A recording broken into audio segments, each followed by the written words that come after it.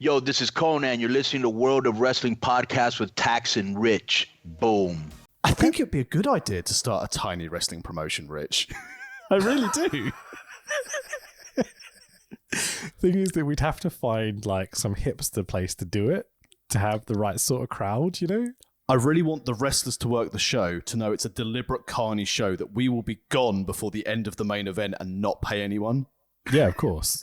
I mean, Brit-Rest. Yeah, exactly. I want it to be 100% upfront that they know what they're getting. They're getting an early 2000s indie show from the Stur Center.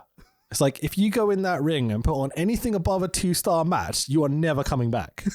Yeah, I want the shittest of the shit wrestling, and to film it and put it on YouTube, it'll be the best promotion ever. And I think, as you've alluded to before we press record, doing it into like a tiny room. No, better yet, let's just pay 40 quid and wrestle in a travel lodge. One room with 50 people. And then that's how you can take it on tour, because there's a travel lodge everywhere. I was going to say, we'll do what we did on tour. We'll get one room, we'll send one person in, and then we'll all just sneak in through the window. Exactly. 100%. Oh, mate, it sounds outstanding. Hello, everyone. Welcome to the World of Wrestling podcast. My name is Rich, and this is my good buddy, Tax Williams. Hello. It's been a while, but, you know, It's wait. It's the WrestleMania Confabulation. It's a new gimmick I'm trying every year. Okay, just go with it. In fairness, I love it. I love our WrestleMania confabulations. What I also noticed at the bottom of my screen at the moment, because we're doing this remotely this week due to careers, making real life money. Down at the bottom of Audacity, it's just, I've never noticed before. It said, disk space remaining for recording, 360 hours and 4 minutes, which used to be the usual runtime of WrestleMania, so we should be all right. Yeah, if you took Wrestle Kingdom and WrestleMania and put them together, they are about that long at the moment, you know. But it's been good. But I thought, and annoyingly, ChatGPT hasn't updated yet. Is that a new sexual orientation? No, everyone's favorite little AI thing. Because I said originally, tell me to essentially sum up before we did it. Tell me the successes and failures of WrestleMania 29. But it only goes as far. Hang on. You have to take a step back here. What are you talking about? You don't know about ChatGPT? No, I don't. What is this? Oh, Rich. Is it an AI generate story thing? No, it's an AI tells you lots of genuine, a lot of the time, good shit. Just to throw it out there, I've had a very busy day at work today and I needed to write a release note for something. So I was like, write me this. And it did it. However, I asked ChatGPT earlier, and at the moment it only goes as far as in history up to about sort of September 2021. So I wrote, before we recorded, what is the greatest WrestleMania of all time? And it responded, as an AI language model, I do not have personal opinions or preferences yet, before the robots take over. The greatest WrestleMania of all time is subjective and can vary depending on individual opinions of factors such as personal nostalgia, memorable moments, match quality, and historical significance. Different fans may have different opinions on the greatest WrestleMania they consider. However, some WrestleManias that are often mentioned as being the best in WWE history based on various criteria include number 1, WrestleMania X7, brackets WrestleMania 17. However, 1st of April 2001 in Houston, Texas, the event is often regarded as one of the best WrestleManias due to its stacked card, including an iconic match between Stone Cold Steve Austin and The Rock and other memorable moments. Number 2, WrestleMania 3. And that's big, and it goes on to say, it's because Hulk Hogan and Andre drew a record-breaking crowd of over 93,000 per WWE's figures, and is often remembered one of the most significant moments in history. And then it goes on. WrestleMania 30 is ranked at number 3 for D-Bry winning the belt and Lesnar beating Undertaker. It's ranked WrestleMania 19 as the 4th, so you can tell that the AI is not great.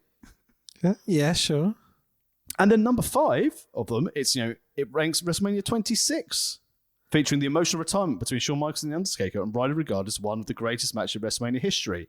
But 25 was better.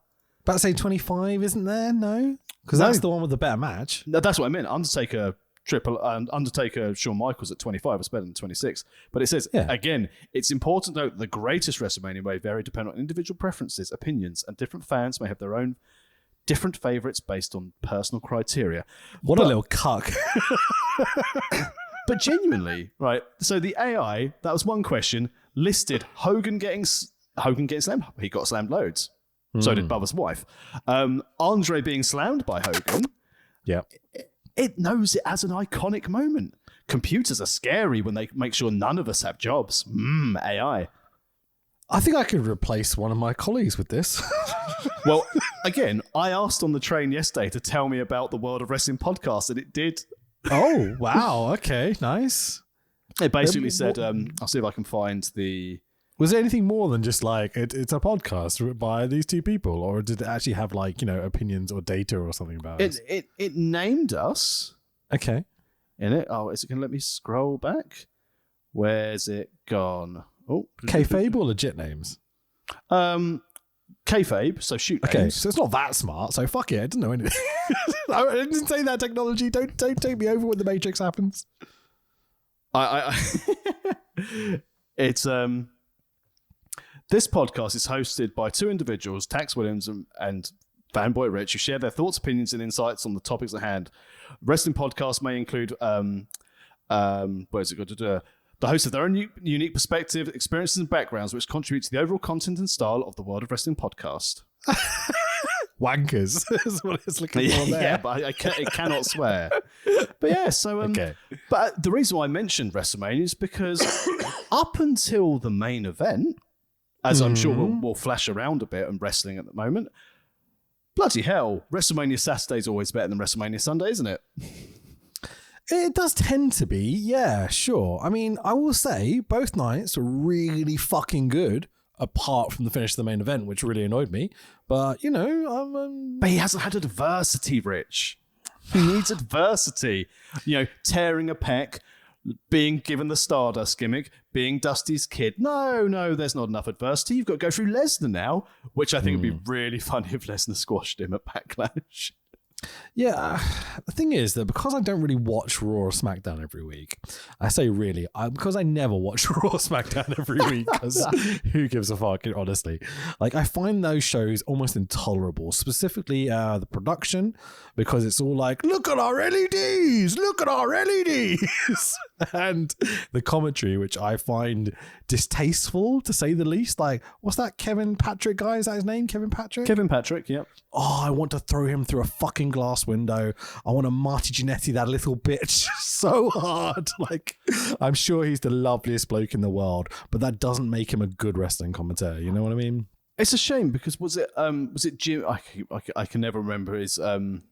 Was it Jim Smith? I know he was the Derby County manager. What's the name of the other chap who got binned off? I'm sure it was Jim Smith. Yeah, because he's an MMA guy. Jimmy Smith. I think technically they call him Jimmy, but yeah. But he started to, find his feet. At least he had a sportscaster voice. Sometimes I expect Kevin Patrick to turn around and go, actually, lads, I'm not Irish. It's just a fake accent.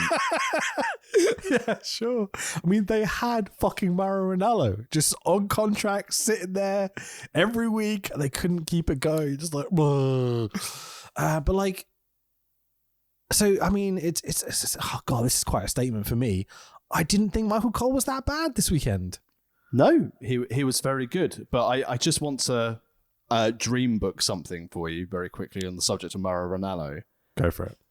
AEW are going to probably get Saturday night primetime TV. Imagine him and McGuinness together on comms again. Oh, I would for like Collision. That. Been lovely, wouldn't it? That'd be very, very nice. And in fairness, since we last recorded, we should probably talk about two of the main things. AEW Wembley Stadium, fucking brilliant. Yeah. Looking forward to that if we can get tickets.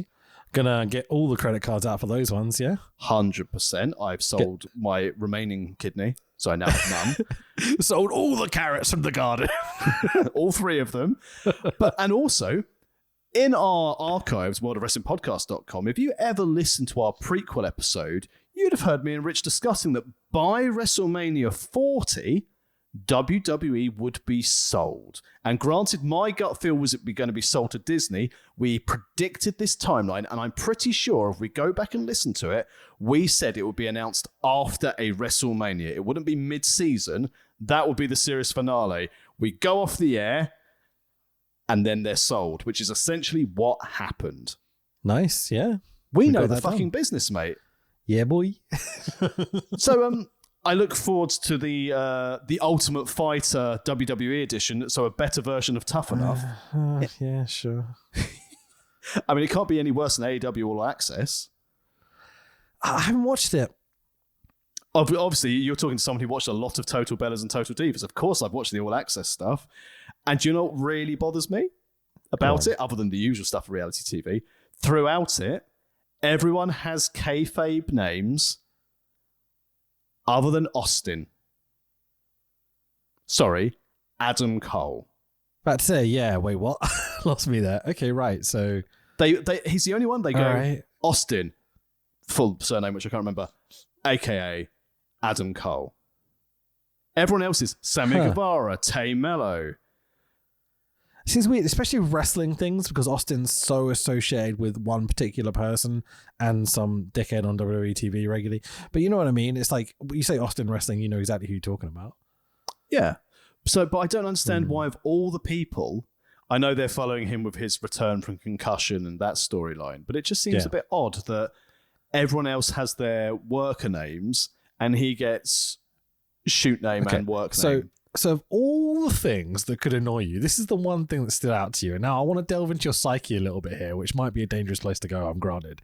But like, why is that the thing that's got you? Because it's like, why does he get special billing? He's Adam Cole, baby! Well, he's not in this. Exactly. So stupid. And they also covered in last week's episode, they covered the backstage fight between Sammy Guevara and Eddie Kingston. Oh, nice. Okay. I mean, bit of shoot. Yeah, that was a shoot, right? Yeah. It's clearly the reconciliation's been done for TV because Sammy Guevara was like, if I want to win the world title, I can't have beef in the locker room, so I've got to go and resolve this with Eddie Kingston. And Eddie Kingston's just sat there looking at his phone, clearly set up, and goes, yeah, we're cool. I'll do my thing, you do your thing, we be professional. And that part I believe, but it's like, Eddie Kingston, why are you on reality? Oh, a massive check. Well played. Well done for everyone involved. I don't have to take a bump and I get paid loads of fucking money. Yeah, I'll take that every day. Yeah, so I'll continue to watch it because I'm a loser. You know, you ask me the list of really important, like, life-changing movies there are, and I'm like, nah, I'm watching Total Divas. It's all good. So, speaking of shows and such, what did you watch over WrestleMania weekend? Well, I only watched Hall of Fame, Stand and Deliver, and all of Mania because I was away at a Blood Bowl tournament.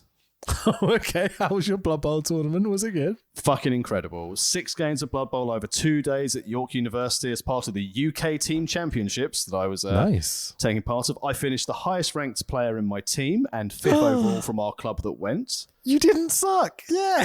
Well, I didn't finish last. I wanted to finish in like the top 200. I finished 251st, I think, out of 344. So that's not too bad. That's not bad. That's all right. That's with my bit my below record, average, but okay. I went into the tournament with the view of if I can draw all 6 games, I'll be really the Tottenham happy. way. Exactly. But I ended up with 1 win, 3 draws, and 2 losses. But my final game, everyone was very nice until I got to my final opponent. And I'm looking at it and like, got to drive home from York. So that's a good 5-hour drive home at the end of this. And he cheated, Rich. He cheated. One of his players had the skill of wrestle with a white band to identify it was wrestle. Yeah, I'm the other end of the pitch about to score a touchdown. And his player then uses the wrestle skill, but it's a different player. While the other guy's the other end of the pitch, like, oh, no, the white band isn't for wrestle. You told me that the color, the first letter of the color is the first letter of the skill, so you've done white for wrestle. He's like, no, blue for wrestle. Disgusting behaviour. And he kept on making up loads of rules. So what I did, I was 1-0 down at halftime. So I then killed a good number of his players in the first 2 turns, and then went and stood at the touchline with the ball, while running the clock down. He's like, are you not going to score? No. I was like, but if you score, you might win 2-1. I was like, yeah, but you're very good at Blood Bowl, so I'll play for the draw. It's a team tournament. I don't want to risk losing. But we really should just start a miniature wargaming podcast. It would be so much better than this wrestling shit. But it's like the way he acted was like, yeah, but we've got 2.5 hours for the game. We've only been playing for an hour. I was like, Yep. he said, but you can't stall. You've got to move something. So I took my hobgoblin near the end zone and I moved him 1 square to the left. And that's my turn. What? Not stalling, just moved. Nice. Get a better position why to not? defend the lead. Why can't you stall? Is that a rule? It's frowned upon, but I don't care. It's not a fucking rule, so you can do it. You're Well, not the guy had breaking been any laws. cheating, and you're right. It's not a rule. There's a stratagem that if you're stalling, your opponent can get the fans to throw a rock at you, but that wasn't a rule for this tournament. And then it got to turn 8, and it was like, "What are you going to do?" "Oh, I'm going to score." And the game, I had an hour and a half left, and he was like, "But that was my last game." I was like, "Yeah, I know. I don't like playing cheaters, so." Nice. 1-1. Good game, You mate. showed him, dude. Packed my stuff up, went and had a nice little rest before the drive home with some of the other Blood Bowl people and had a lovely time. Do you want to name him on the podcast? Really get in there, get your own back? Oh, no, because they've got like the National Association of Football, the NAF. You've got NAF coach name, so I don't even know what his NAF name is. Okay, what race is he playing as? He was playing Slan or Kislev. Oh, yeah, scumbag. Yeah. Ugh. Yeah, You're going to play that. Just play Norse. Be a real man. Play dwarves at least. And I'd never played against before. And I was like, yeah, he was just jumping everywhere on a 2+. And he was like, the chap who runs our league was like, only 2 of those players can do that. Was he doing it for everyone? Yeah. Yes. He was like, yeah, he was cheating. I was like, I Instantly know. sounds like bullshit because I know what my team's capable of and they're better than them, I think. So it's like, I think my team are ranked A. Like they're a high ranking team. You're a tier 1 team, the Norse boys. I've been doing research because I've got a team now. But yeah, so if Kislev are doing all that shit, I'm like, wait, hang on, my team would get wankered by that lot if they could do that, and they definitely can't. So Jump over so you don't have to and ignore tackle zones and then just run away on a 2+. No. Bullshit. Get the old foreigners by the side of the pitch and surf the bastards. But you know what else surfed? The Mexican wave around the wonderful stadium at WrestleMania 39. But yeah, that's all I watched. So Stand and Deliver, Hall of Fame, Mania 39. I guess you probably watched quite a few other bits over the weekend. Hold on, you're at my throat laughing. It's been a long day. I'm struggling. All right. So what did I watch? Let's look at my notes because I kind of forgot I watched so much shit. So I watched a bunch of indie stuff here and there, but nothing really that I want to talk about necessarily. I watched ROH Supercard of Honor. That was fucking great fun. I watched NXT Stand and Deliver. Your money or your life. Sorry. And I watched Mania Night 1 and Night 2. That's it, I think. There was loads on else. though, wasn't there? There was so much stuff going on from a wrestling fan standpoint. And just, let us know on our Facebook page, World of Wrestling Podcast, or on Twitter at World of Wrestling Pod, what you watched over that weekend, because it'd be interesting to see if there's anything that we missed that we should definitely check out. And you'll also be all disappointed to hear that we're not covering Triple Mania 31, the 73rd installment of Triple Mania, because they now do it over 3 sections. They've realized there's money in it, so they now charge you 60 quid for all 3 Triple Manias throughout the year, so you can pay in advance and save some money. And also, love Conan to pieces, but some of his booking choices recently have made it. As I said, I watched the World Cup to watch our friends from Indy and our friends from Qatari Pro Wrestling turn up, but I didn't watch Triple Mania this weekend. Yeah, straight up, when he stops booking cunts, we'll start watching his shows again. He messaged me on Twitter, by the way. What, Conan? Yeah. So, saying what? Being a little bit of a fanboy, I sent him a message because after watching Hall of Fame, I just sent him a message, because we follow each other and occasionally there's cat gifts and stuff. I said, congratulations on your Hall of Fame induction. It was genuinely like a highlight. And I said, yeah, hope it was you're great. well. That was the best bit about it. And his response back, thanks, brother. Glad you enjoy it. Do you listen to my podcast? Always with the podcast. And I was like, I do. I do. And again, thanks very much for recording the fort for our podcast. Thank you. Don't kayfabe, brother. Yeah, and he said, yeah, thank you. And don't forget to spread the word to like-minded friends to EA. Go and listen to Conan's podcast and ignore Disco Inferno. He's on the beginning of every single one of our pods. It's such a meme now that I can't take it out. I love it. Yeah, exactly. Right. So, blah, blah, blah. So we can talk about these shows a bit and bobs and stuff like that. But I want to start by getting something off my chest that I've been thinking for a while now that I wanted to bring up. And I've never had the opportunity to do it because we're always talking about fucking Brett and Sean and stuff. But I want to talk about AEW's directing. Oh, yeah. Okay, hit me. So I loved, with a big ED on the end of it, how AEW was put together when they started the company. Right, they think about how well that CM Punk debut, for example, was produced and directed and everything. It was just magical, like really great TV, right? I remember seeing the video afterwards of the direction of it as well. They showed the production in the truck of it. Yeah, exactly. Incredible. Really, really cool. And whoever that director was seems to have something very special. I seem to remember there was a thing that he was like, you know, TNT associate or ex-WWE or something like that. I can't remember, but I think it was Tony was talking about how they got these people, or maybe it was like Cody or someone.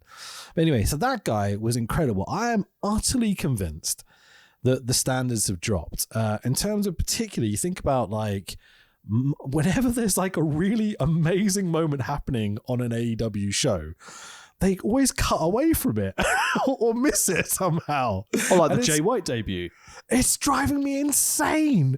Like, you've got this absolutely great thing that you've managed to nick Jay White from WWE, like right from under their noses, you know? And it's like, fuck's sake. Sorry, I just need to mute my Discord. That's really annoying. Anyway, oh, fuck it, I'll just leave it. Anyway, so yeah, I just wanted to bring it up in that, like, I don't know what's happened, whether they've got a different director or whether, like, you know, they've just got a bit complacent or they've dropped their standards or there's some other thing going on. But, like, there's been so many occasions recently where something massive is happening and they cut away from, like, the finish of a match or something. Like, there was once when a match finished during the advert break. You're like, how can you do this? Like, it's so simple. So, yeah, anyway, I don't know if you've noticed this. I've noticed that they're missing a lot more, but when you were sort of expressing your point, and again, rightly so, all I thought of was, I wonder if you're going to reach out to TK like you did with Briley about the progress of production. No. So when I was, I think I've told the story on the pod, have I, about my job and stuff? And yeah, but let's repeat it for new listeners. Well, basically, I was having a bit of a negotiation, to be totally honest, about my job and where I was going to end up and all this sort of stuff. And, you know, well, he said the right number and I stayed, which I'm very happy about because I love my job. But yeah, there was a couple of things out there, and I definitely looked at WWE's and AEW's website to see what jobs were available. And like, yeah, if you're a good like graphic designer or something, there's some really good jobs in wrestling if you want to be in wrestling. So, you know, I know we joke about it, but there's moments where I almost ended up working for AEW, but you would have to move to Tennessee to work for AEW. I love it. Which we've talked about previously, or you would have to move to Connecticut for WWE, which is less enticing. Yeah. So yeah, I don't know where I'm going with this, but yeah, I want AEW directing to be better. There you go. And it needs to be, with another 2 hours of television coming in with the rumored sort of AEW collision, 2 hours on a Saturday night, prime time, split the roster so people don't have to work with Punk. And it just seems like Brawl Out was a big turning point for that company because it seemed that Cody leaving was a massive turning point for that company. It seemed that everything went to shit after Cody left. I don't know if it's his relationship with production staff, his connections with production staff, but it just seemed to disappear. Now, I know, obviously, TK's done some of the storylines at the moment, the build-up between the Blackpool Combat Club and the Elite. I like that story. It's the wrestling itself has been good. The storytelling outside the main event is meh. I can't imagine you're going to have an MJF, Jungle Boy, Sammy Guevara, and Darby Allin 4-way main eventing a pay-per-view. I think that will be the co-main underneath Blood and Guts. But and they need Punk to spark a rating. Do you know what they do need? They need to go back during the pandemic era and let Miro just run through everyone. I think that train has left the building at this point. Is that the phrase? That's left the station. There you go. I can't see Miro coming back to AEW TV anytime soon. Which is a real shame. Yeah, there's something, but like, God, if they talk about real shame with pro wrestlers in AEW, the list is very long and very detailed at this point. Quick one before, again, because this is a good thing about Confabulation. We can do whatever we want. Keith Lee. Now, I like Keith Lee. I've never been like, oh my God, Keith Lee's the best. He's a fantastic big man wrestler. And the visual of him and Brock in that Rumble in 2020 was really good, especially like Brock Lesnar, who's clearly doesn't want the project, who went, whoa, big motherfucker. Big boy. Sure. Or doing the Carmen hands out to the side. Great.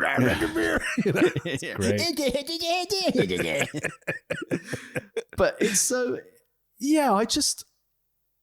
and again, as a man who is going very grey in my beard these days, I sit there and go, is that a look? It looks like you're beating up Uncle Phil from the Fresh Prince of Bel-Air. Oh. Except I like it, man. I'm like, embrace it. Fuck it. Why not? But in fairness, I'd rather Keith Lee than Uncle Phil in the ring. And there's no denying he's talented, but I just wonder from a... It's like when you see J.D. Drake, if you ever watched like Dark Elevation, it's like... Yeah, I know it is, yeah. What's he doing here? It's... I don't know. I like anything different in wrestling, anything trying to be unique or different. So I don't know whether he's like going down this route, if he's going to be the older guy that still comes up with these victories, like the underdog somehow or some bullshit. I'm really Keith Lee. I'm 93 years old. Miriam's going to walk me to the ring and I'm going to do me some wrestling. Sure, I hadn't really thought about it. I remember seeing the grey hair coming through and thinking like, oh, that's cool that he's just going with it. Why not? Fuck it. Maybe looking from a different perspective of someone that's been gimmicked and been in the ring and such. Yeah. But again, the work of Swerve Strickland just being a fucking dastardly heel. He looks like a dastardly heel. Man. Yeah. And not in the case that you go, oh, that's really cool. That it's just his mannerisms actually like you are a prick. I think you're a prick. It's absolutely great at being a prick. So with this whole AEW thing, like we should probably talk about stuff that actually happened on WrestleMania weekend at some point, but we don't have to. I don't care really. This is the biggest bullshit podcast we do every year. So there we go. It's the best. All right. So biggest waste of talent AEW. Name one name. You can only have one. Oh, I mean, I said the list is like, put it this way: biggest opportunity missed. Put it that way. Oh fuck me, Miro. You think it's Miro? I think you could have had an absolute monster heel out of Miro, who could then you could finally have a Hangman Page to elevate up. I think that's it. I mean, it was a toss-up between that or Tommy End. Yeah, sure. Ali Black or whatever. Malachi Black, yeah. For me, it's Hook. I just think that when he came in, there was pops, there was heat like I've never seen for a young guy in a long time. He has such a unique style and a good look and everything. I remember that those little stories that started coming about him in the club with like strippers and shit as well. It's incredible. I'm like, there's a real gimmick there. And like, he was so fucking over, like the coolest theme song, a really cool attitude, a completely unique, like not seen anyone like that for a long time. It's a bits of Taz. You can see that there, that kind of quiet, like brooding character. But he's such like a hipster fucking cool kid. It's like he can get away with it and it somehow works, not just being a like cheesy, aggressive douchebag or something. But like the biggest thing was again his ability and style of wrestling and such. I really think that you could have done something special with that, but to now see where he's at, like this half tag team with Jungle Boy and hooked on that fucking giant anchor that is the FTW belt. This is dragging him down every week. It's like, fuck man, like get him into the TNT title or something, like anything rather than what he's doing right now. And he had the tag with Danhausen as well, with the Danhausen wanted a friend. Yeah. That was kind of entertaining, but like... Yeah, and don't get me wrong, signing of Danhausen was a fantastic business decision because Danhausen sells so much merch. Yeah. For someone Where is he now, by the way? He's injured. Yeah, but he could still be on fucking TV cutting promos and being stupid. I don't know if he can fly at the moment. I think that's the problem. That explains that. Okay, fair enough. But it's... And even then, like...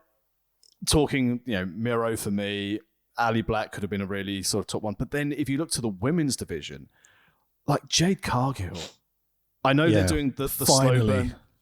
and Like having some finally stuff. she's got something. Yeah, go on. Yeah, but they're still, and rightly so, going to have her go over Taya Valkyrie. Oh, I don't know. Because I swapped the belt. I think she needs a loss so we can stop doing the undefeated thing and start to build because her I character think more. Jamie Hayter's going to drop the belt, and they'll do Jamie Hayter versus Jade at Wembley. Maybe. Unless they're going to go with Jade versus Paige at Wembley. I was thinking Hater versus DMD. What's her fucking name? Britt Baker. Yeah, so Britt turns heel, joins the other WWE girls with the L thing, you know, the NWO green thing. Yeah. NWO green and black, as I've been calling it. Yes. Yeah, I don't know if you saw this week, she was wearing green gear. Oh. Yeah. Interesting. Which made me be like, oh, are they going to pull this trigger right in time for Wembley? Because think about, that could main event. It could really main event. Like, let's say you have FTR and Punk versus FDR. FDR. Sorry. What's FDR? FDR's like, I think this is like the big FDR's Roosevelt. Oh, Franklin D. Roosevelt. Yeah, of Yeah. course. Yeah, sorry, I just Googled it because at least I'm honest. Did I check? What were you going to say? Like, so Punk and FTR against the Elites. Yeah, sure. If they'll allow type thing. Like, I'd honestly prefer it to be something sillier than that. But whatever. Let's say you have that kind of match. You don't want that to really be the main event. I was going to say, six-man tag. You but know? we'll come back. We can come back to that because if I were TK, I wouldn't want the because Wembley's going to do really well. Yeah. I wouldn't want it to be Punk being able to say, well, it did well because I came back. They should book it without Punk, and because people will go. It's the highest rated wrestling show in the UK on ITV4 with 2.8 million viewers every week. Sure. My neighbor Bill watches it, so it's legit. Like, yeah. Exactly. So, but I should like, it could main event. Like Britt versus Jamie Hayter would be a solid main event. I think it's. I think the British crowd would be so generous with it as well. They will be 100% behind Hater and 100% booing and cheering the shit out of Britt Baker, you know? And it would work. And, you know, hometown girl, just 200 miles down the road in Southampton, Jamie Hayter. Yep. Hometown, yeah, definitely. Jamie Hayter's going to win whether she wants to or not. I'm bizarre. But to be honest, I don't really care, mate. We're going to have a lovely day out at Wembley when we get tickets for this. It's going to be... Think about how much fun that crowd's going to be. It's just going to be silly. The only thing I worry about from Wembley, train strikes. Oh, we're driving. Well, that's the best thing about Wembley Stadium. It's got that gigantic car park. All aboard. And if not, we can get Braun Strowman and his choo-choo to help. Fuck it. Okay, so quick notes from Supercard of Honor, the ROH show.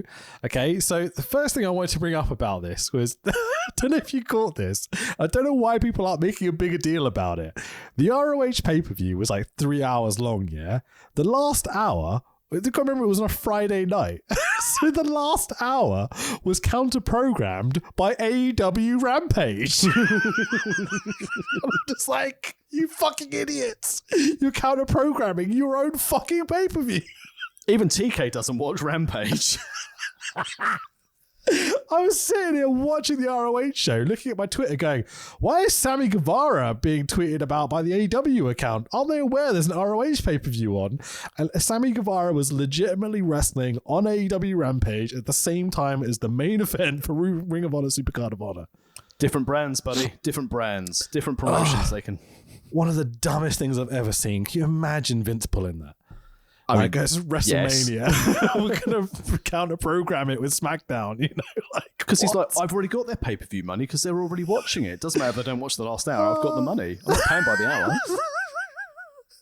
I really want to run this past Wicked. Are we call him Coach Wicked now? Yeah. Okay, cool. I don't know whether he's still kayfabing or not. You know what I mean? Like, not that that's not his real name, obviously. Love the gimmick, brother. I want to run this past him and see what he thinks about the idea of counter-programming your own show with your less than average viewership Friday night TV show. As a sidebar to that, I think it would have been last week. I went out for dinner with Will Power and Coach Wicked, as we have what we like to call a pub club. Nice.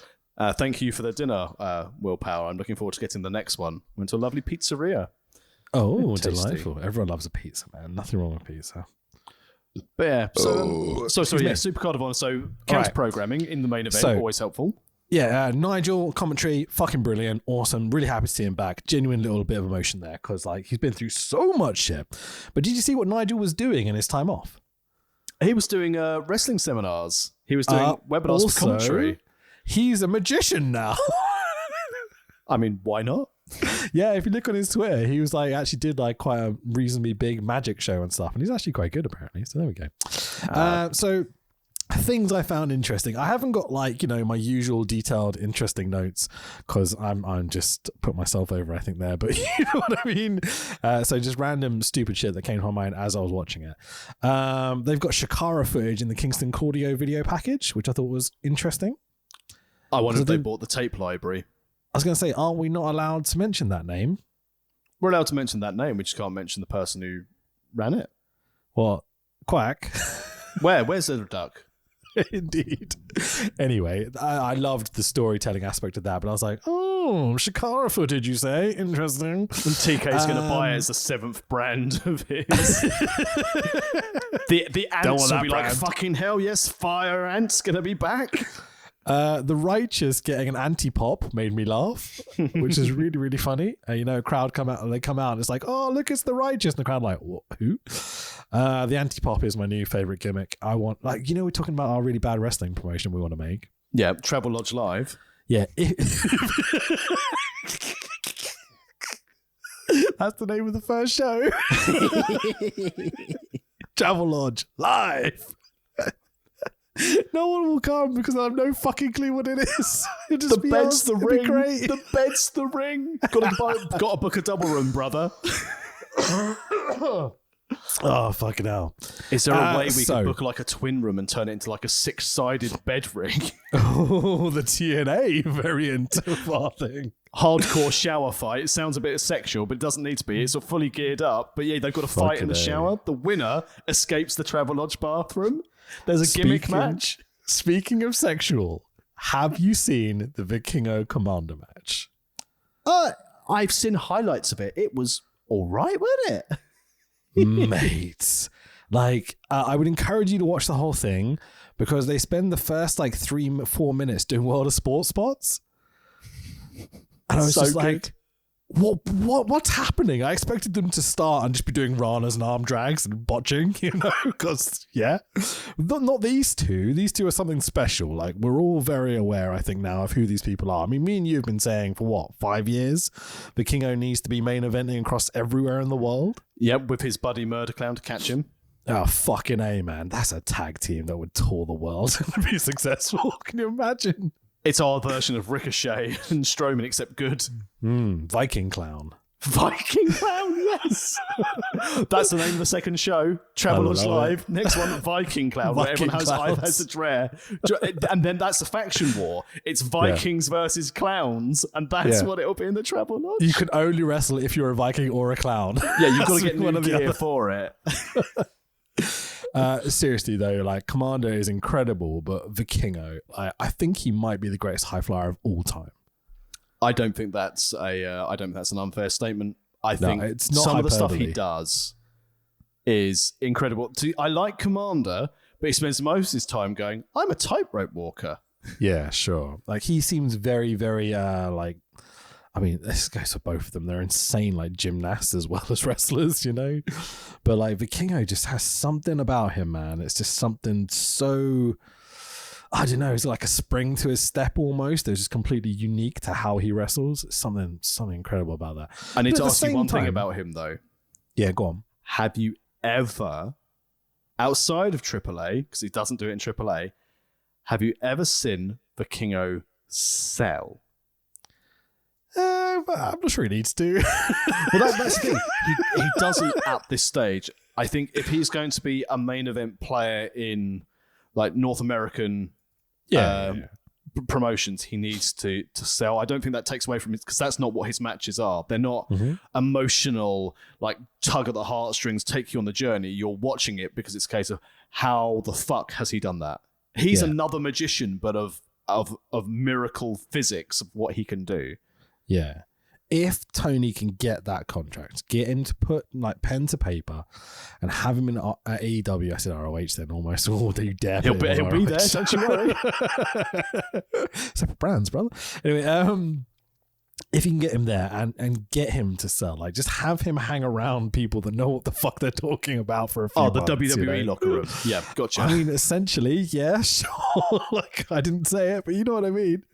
The better of the agents, just like have him just hang around with Sanjay Dutt for 6 months and have Sanjay go, have you just tried doing this? That's really bad timing for me mishearing what you said. Because I've realised you said, have him hang out with the agents, and then you mentioned Sanjay Dutt. I thought you said something else. Oh. And then you said Sanjay Dutt's name. I was like, fucking hell. No. I mean, it wouldn't do bad hanging out with that lot as well, you know? Like, they're quite good. Anyway, what, the Rinky King boys? Torito! Michael Nee. Local racist Michael Nee. All right, so with all the fun stuff that ROH show was, because it was really, really cool, there's some awful stuff that happened, like the Dante Martin leg snapper thing. You see that? Ooh. Yeah. Oh, it was so horrible. Like that poor bugger. Like, it wasn't that bad of a spot, to be totally honest. Him and his brother, if Vince were in charge, he'd be like, these guys are just injury prone. Yeah. I saw someone, I can't remember who it was some cunt, probably like Disco Inferno or Bischoff or someone, being like, Tempest. I didn't say that. Being like, that young man trying to do this dangerous spot has probably ruined his career or whatever. And I'm like, I don't think the spot was that bad. Like, he landed pretty flush. Like, his leg went the wrong way. You know, shit happens. So did Sid. Yeah, exactly, man. Yeah. But with all that, the good stuff and the bad stuff that happened in that show, the thing that pissed me off the most, and another reason I really want like Coach Wicked on this pod to talk about this stuff at times, the squeaky fucking ROH ring. From episode 50, we know all about squeaky rings. Dude, like from the moment the fucking pre-show started, I'm hearing, and I'm like, blowing up beach balls again. Bloody hell. It's embarrassing, man. This is fucking Tony Khan's company. He's got billions, so they can't afford a can of fucking WD-40. WD-40, I'm pretty sure he also wrestles in AAA. Hey. Yeah, it was awful. Speaking of awful, California, that's a shitty bunch of wankers, isn't they? California, the OC. Yeah, California. I detest Californian crowds. I don't know why, man. They just don't seem involved ever. Like, WrestleMania is not too bad because you have all the tourists and everything else there, but like specifically Californian crowds, I don't know why, man. They just piss me off. Maybe it's because I'm a Boston fan, you know, like there's just that rivalry, but I think, what do you think? They come across as quite self-indulgent. Yeah.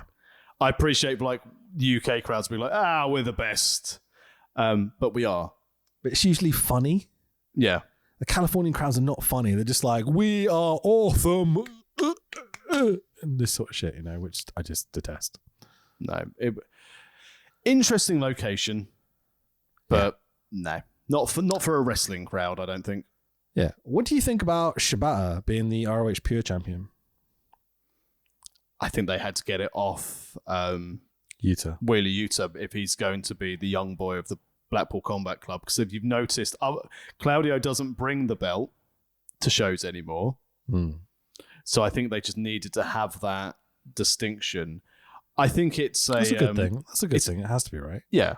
I think it's a TK passion project. Because of his fandom. It's like, I need to get this guy in my promotion, so if I put the belt on him, I can definitely utilize him more. He wrestled 3 times in a week. Man. Like, that's incredible to think where he was and where he is now. Yeah, he shouldn't be able to do that. He's lucky he can. I'm glad that he can. It's just your bum clock's running 3 times in a week. Just take it it's easy. Like those first few matches with people like Zach and stuff, and with Yuta as well, where no shot ever goes near his head in any capacity. And then you see him like doing the New Japan Strong stuff, like the American New Japan things. And like he's getting forearmed in the face by his training. And you're like, guys, no, please don't do that. I don't want to see that. Stop. Please stop. But there'll be some good feuds. And it's the sort of thing that people will sign up for Ring of Honor pay-per-views to see what Shibata can do. And it'll be, you know, it's a solid match, whatever will happen on any of the cards. Like, what a story as well to be able to tell in the ring. Yeah, beautifully done. It's just a shame Wheeler Yuta was there. Yeah, I don't mind him, but yeah, not the best thing. Thinking of the things I mind, though, the ugly new ROH belts. Why? Shitty plastic belts? Don't like them. Anyway, you didn't watch the shows, you don't. I'm talking about you. Cool. Claudio Kingston was fucking incredible. Kingston kicking out at one of a victory roll finish was just like, I almost came. Let's just throw it out there. I know everyone's aware Kingston selling is maybe the best in wrestling right now. I really, really like his selling. I think it's a shame he will be utilize a Ring of Honor as a name to help it and to help those people rather than being a primary focus on AEW. Yeah, should be a champion as far as I'm concerned. But I always wonder what direction would have happened had the exploding ring match actually exploded. Yeah, absolutely. I mean, even with that, I think there's been moments where you could have strapped the belt to Kingston and let him have like 6 or 7 big pay-per-view main events as the champion with top guys, and he would have made you 4 or 5 stars out of that. He's that good. Yeah, I think they've missed the boat again. Yeah. With him. Because his injuries, man, like he can barely walk, that dude. Like seriously, it looks uncomfortable. Yeah, and teaming him up, again, no issue with Ruby Soho at all, but teaming her with him and Ortiz while Santana's MIA. Yeah, the whole thing's just a bit confusing. I don't know what's going on there. But as you said, anyway, the feedback for that match was good. So again, good Supercard of Honor. Good. I mean, what do you expect? It's a Ring of Honor show. The wrestling's going to be good. Yeah, better than I thought it was going to be. 6-person tag was really fun. Again, the main event was absolutely incredible. And the Vikingo Commander match is probably my match of the weekend, if I'm totally honest, because I saw stuff that I'd never seen before, which is very rare for me. Oh, see, I know I only watch sort of stuff from WWE, but for me it was a triple threat. Gunter, oh yeah, Drew and Sheamus. I don't disagree with you. It's pretty fucking incredible, but yeah, I think I've just seen that type of match and that type of storytelling before. I've never seen anything like these two did, but here's what it is. NXT, stand and deliver, your money or your life, aka NXT, the Spots and Botch edition. NXT, bum rush your mother. Bum rush your mother. So Tyler Bate and Zach Gibson reduced to 8-person tag on the NXT pre-show. What? NXT UK's dead. Move on. Painful. Pretty Deadly hosting. They're fucking hilarious. I love them. Please push them to the moon. Maybe the best thing on the show. They're the best thing on the show. It's just a real shame that someone sits around going, "Oh, I trained them. I'm a really good trainer." No, you're not, Sid. You're a cunt. Oh, is he? Okay. Oh, that's a shame. NXT main card. So I've just written a statement here, which I'm just going to read out. NXT main card is the land of subpar mid-carders doing sloppy multi-person matches. Fun moldy matches though, but the whole thing of this NXT Stand Deliver, enjoyable wrestling. I didn't mind it. There's nothing that I suddenly thought, oh, I'm really glad I got up early to watch this before. Sorry, I got back to the hotel early and it was on real time, so it was nice. I ordered myself a pizza and watched some of it. Oh, look, Johnny Gargano's here, also being irrelevant. Yay. Oh, you're using your kid and your wife? But there's just nothing. There's no characters. How boring was that fucking match? Really boring. And that's the problem. A lot of people are like, oh, Carmelo Hayes is going to be good. You bury Dragon Lee on his debut just to get that moment of them beating FTR. Yeah, so you can sign him up. They've got 2 guys in that roster that were on the main card that I would just push to the moon in Dragon Lee and Ilya Dragunov. And they just don't seem to know what to do with them. And it's really weird. Just like, how is that difficult to book? You have them win and beat the shit out of people. Like, it's really easy.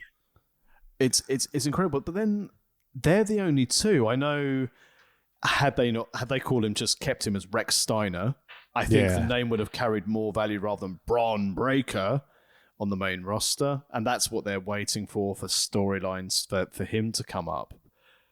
And I don't think it's helped with the accusations over the weekend of what his father had said to Giselle Shaw. Didn't help things, did it? No, I think he's going to be off the main roster for a while just to let that, I say die down because that does a disservice to it, but WWE won't want to risk any more kickback. It's not Bron Breakker's fault that his father's very ignorant. Yeah, you can't judge the son by the mistakes of the father, you know? No, you certainly can't, because I'd never have a fucking job if he did that. Jesus Christ. Yeah, absolutely. I get it. Anyway, other notes I have. Melo's hype man is awesome. Really love that. Oh, Trick Williams. Yeah, doing the Lakers entrance, but being a heel in LA, bit weird, but you know. Trick Williams, excellent surname. Yeah, absolutely. Love it. That's Shit all I've first got name. for the I didn't really enjoy the NXT show, if I'm honest. I really, really liked the ROH one. It felt like a nice kind of like warm up to the weekend. And I'd watched a few other bits, like a bit of GCW and a few other indie stuff. So by the time I got to the NXT show, I was just like, I just don't care. You know, I really struggled with it. You messaged me and said like the women about killing themselves in the ladder match. Oh, dude. Some of the spots they fucked up was scary. It's worrying, isn't it? Yeah. Like, I mean, I know things can happen in a ladder match, but it's... Why are they having a ladder match in the first place? Are they ready for that? I don't think they are. Well, you know, Roxana Perez got injured, so she might have had to drop the belt. And also, after Meiko Satomura beat the shit out of her and led her to do this like collapse angle, Satomura should have just had the belt. Give the belt to Satomura, and everything is good in your division. It's like you booked a killer. Maybe put them over, you know? Actually, don't take the belt off Mandy Rose because she's done some titty pictures. Yeah, there is that as well. Yeah, to be fair. Oh, the irony of that whole situation was bonkers when they were considering WWE's history, you know? Hello, Playboy cover girls. Hello, Playboy models. Yeah. Oh, I was there in fucking when Jackie Gator, not Jackie Gator, what's the other Jackie called? Jackie Moore. Thank you very much. She had her top ripped off and her bubbas were just like flying around. And I was like 13 or something. I remember watching that pay-per-view because it was a UK one, wasn't it? It was, yeah. And her boobies fell out, and I remember watching it going, fucking best pay-per-view ever. I was with my older sister who had taken us to me and a couple of my friends to the wrestling. My sister went, oh no. I tried to cover my eyes a little bit, but like, you know, it's good funny. All right, WrestleMania, let's talk about it. Did you have a lovely time with the Inuit TurboTax things? I fucking hate my rivals. And you know what? I'm furious because if we watch rugby or we watch anything else that you see some of our competitors appear on there, not one in our competitors' channel turned around and went, oh, have you seen what Intuit are doing at WrestleMania? I was fucking furious, mate. I mean, in fairness, I should have posted it going, hey, what the hell are we doing with our marketing budget? Sponsoring the English women's football team, doing good for the FA and grassroots football? No, Boo. sponsor the main event of Mania. Yeah, I want access to a box. Can we please sponsor WrestleMania? Wait a second, sorry. When you say access to a box, are you talking about Mania or are you talking about the England women's football Careful team? now. But TurboTax, that's you on a good day, isn't it? That's me in the early 2000s when I had pace. All weekend, every time this TurboTax thing came up, I was like, that's funny. I was so I was in York in a hotel and I had Mania in the background. And I think I fell asleep through most of night one, and I woke up just before the main, and I just woke up to this advert for TurboTax. Like, what? This is the worst fucking trip dream I'm ever having. So staging for WrestleMania. I quite liked it, although there's one thing that bothered me about like the steps up from the Hollywood side of things. It reminds me of AAA Pyramid steps from Gladiators, the big thing that they all fell down. Yeah, sure. I was thinking the AAA steps and hoping someone was going to fall down them. I fucking love that stage. Yeah, when sure. Jeff Jarrett throwing nachos into the crowd. I remember vividly. Very drunk Jeff Jarrett, I think, at the time. Now, building up to Mania, everyone was like hyping, going, oh, fantastic. They're bringing back the movie parodies. They've brought them all back. They're incredible. Were they better than 21? Because I didn't think they were. I think they were comparable. Like, I didn't like the Seth Rollins one because it made you aware who he was ripping off to do his new gimmick, which was a bit strange and a bit awkward. But there were some really fucking funny ones. Like the 40-year-old virgin one was good. Yeah, where he's getting his chest. Like you could see Drew and Sheamus actually popping. And then fucking Butch. What's Butch's actual name? Pete Dunne. Thank you. Sorry, but I hate calling him Butch. But it is catchy, I will say. Anyways, Pete Dunne coming in and doing his line at the end. That sort of shit I thought was very, very funny. Yeah, I enjoyed them. I didn't dislike them at all. I thought they were good. Yeah, I just the Cena voiceover of Rhea Ripley one was like, Yeah, sure.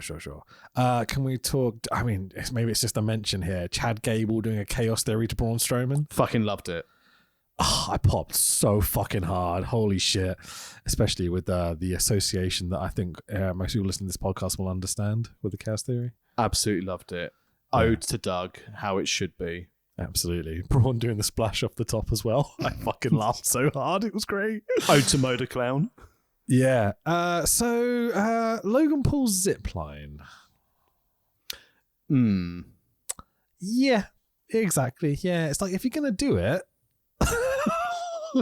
you know, Vikingo, Spidey Vikingo is funny. Oh my God. Like this is when it was Arachno. Yeah, sure. He's stuck halfway down.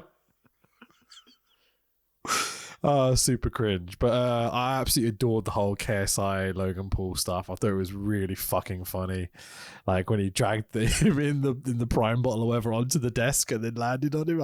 Fucking, that was so funny. I love it. So I'm very old, but I understand Prime is an energy drink that is very expensive but hard to get. Technically not an energy drink, but there is now an energy drink variation. Yeah, it's like a flavored water. It's like Ribena. Oh right, so there's these two YouTube boys are now selling Ribena, and it's the must-have drink in different flavors, I assume, based on the color of the bottle. Yeah, probably. I don't know. Sensible. I don't buy into this shit. Also shout out to Seth for wearing the pink double J gear. JRREZZ. Hall of Famer. Yeah, fucking A, man. Not Seth. Jeff Jarrett, obviously. Yeah, obviously. Seth, the podcast. Seth's got a fucking long way to go to make it into the World of Wrestling Podcast Hall of Fame. Fucking A. My next comment, which is a note which I have written here, is just simply Trish Stratus in it.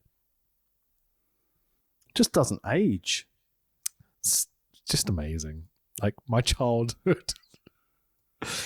Yeah, anyway, let's move on. So, what else? As a quick, as a side one from the Attitude Era, Mm. how different do you think Trish's career would have been had she ended up being coerced to do Playboy?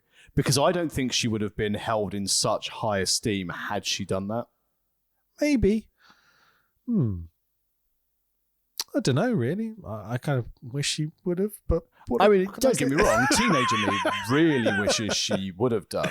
But I just think if you look back at all the females from WWE who did and posed for Playboy, they had their mania push to push their Playboy, and that was it. None of them, they occasionally come back for the Rumble. I mean, Maria does all right with the Kingdom, and I've always liked Maria. She's incredibly talented as a character. Beautiful lady. Fantastic sort of outlook. Happy to call things out. But it's like outside of Mania, Christy Hemme, again, fantastic. Or if I were going to be talking, Richie and Eddie from Bottom, Sure. Or Lord Flashheart, woof. Definitely. Woof. Smoke me a Kipper, I'll be back for breakfast. Different character, Amazing. but the same actor. You know what I'm talking about. But it's I just think her career would have been definitely restricted by Playboy. Yeah, one of the weird things about whenever they talk about Trish and Lita and stuff is they will talk about this forgotten main event. And like, who forgot that they had the first women's main event? Anyone? I was probably blind at that stage after like halfway through my 7th wank during that main event. So I forget it in a blurry haze. So less about your WrestleMania weekend. So Ray wearing the Muta mask and doing the Eddie entrance was fucking awesome with Snoop and everything. Snoop's presence for the weekend was the optimum level of celebrity. Okay, let's talk about it. So Shane, thank you for my coffee. Appreciate you. Yeah, I mean, what to say? Snoop thinking on his feet after Shane fucking breaks his leg botching.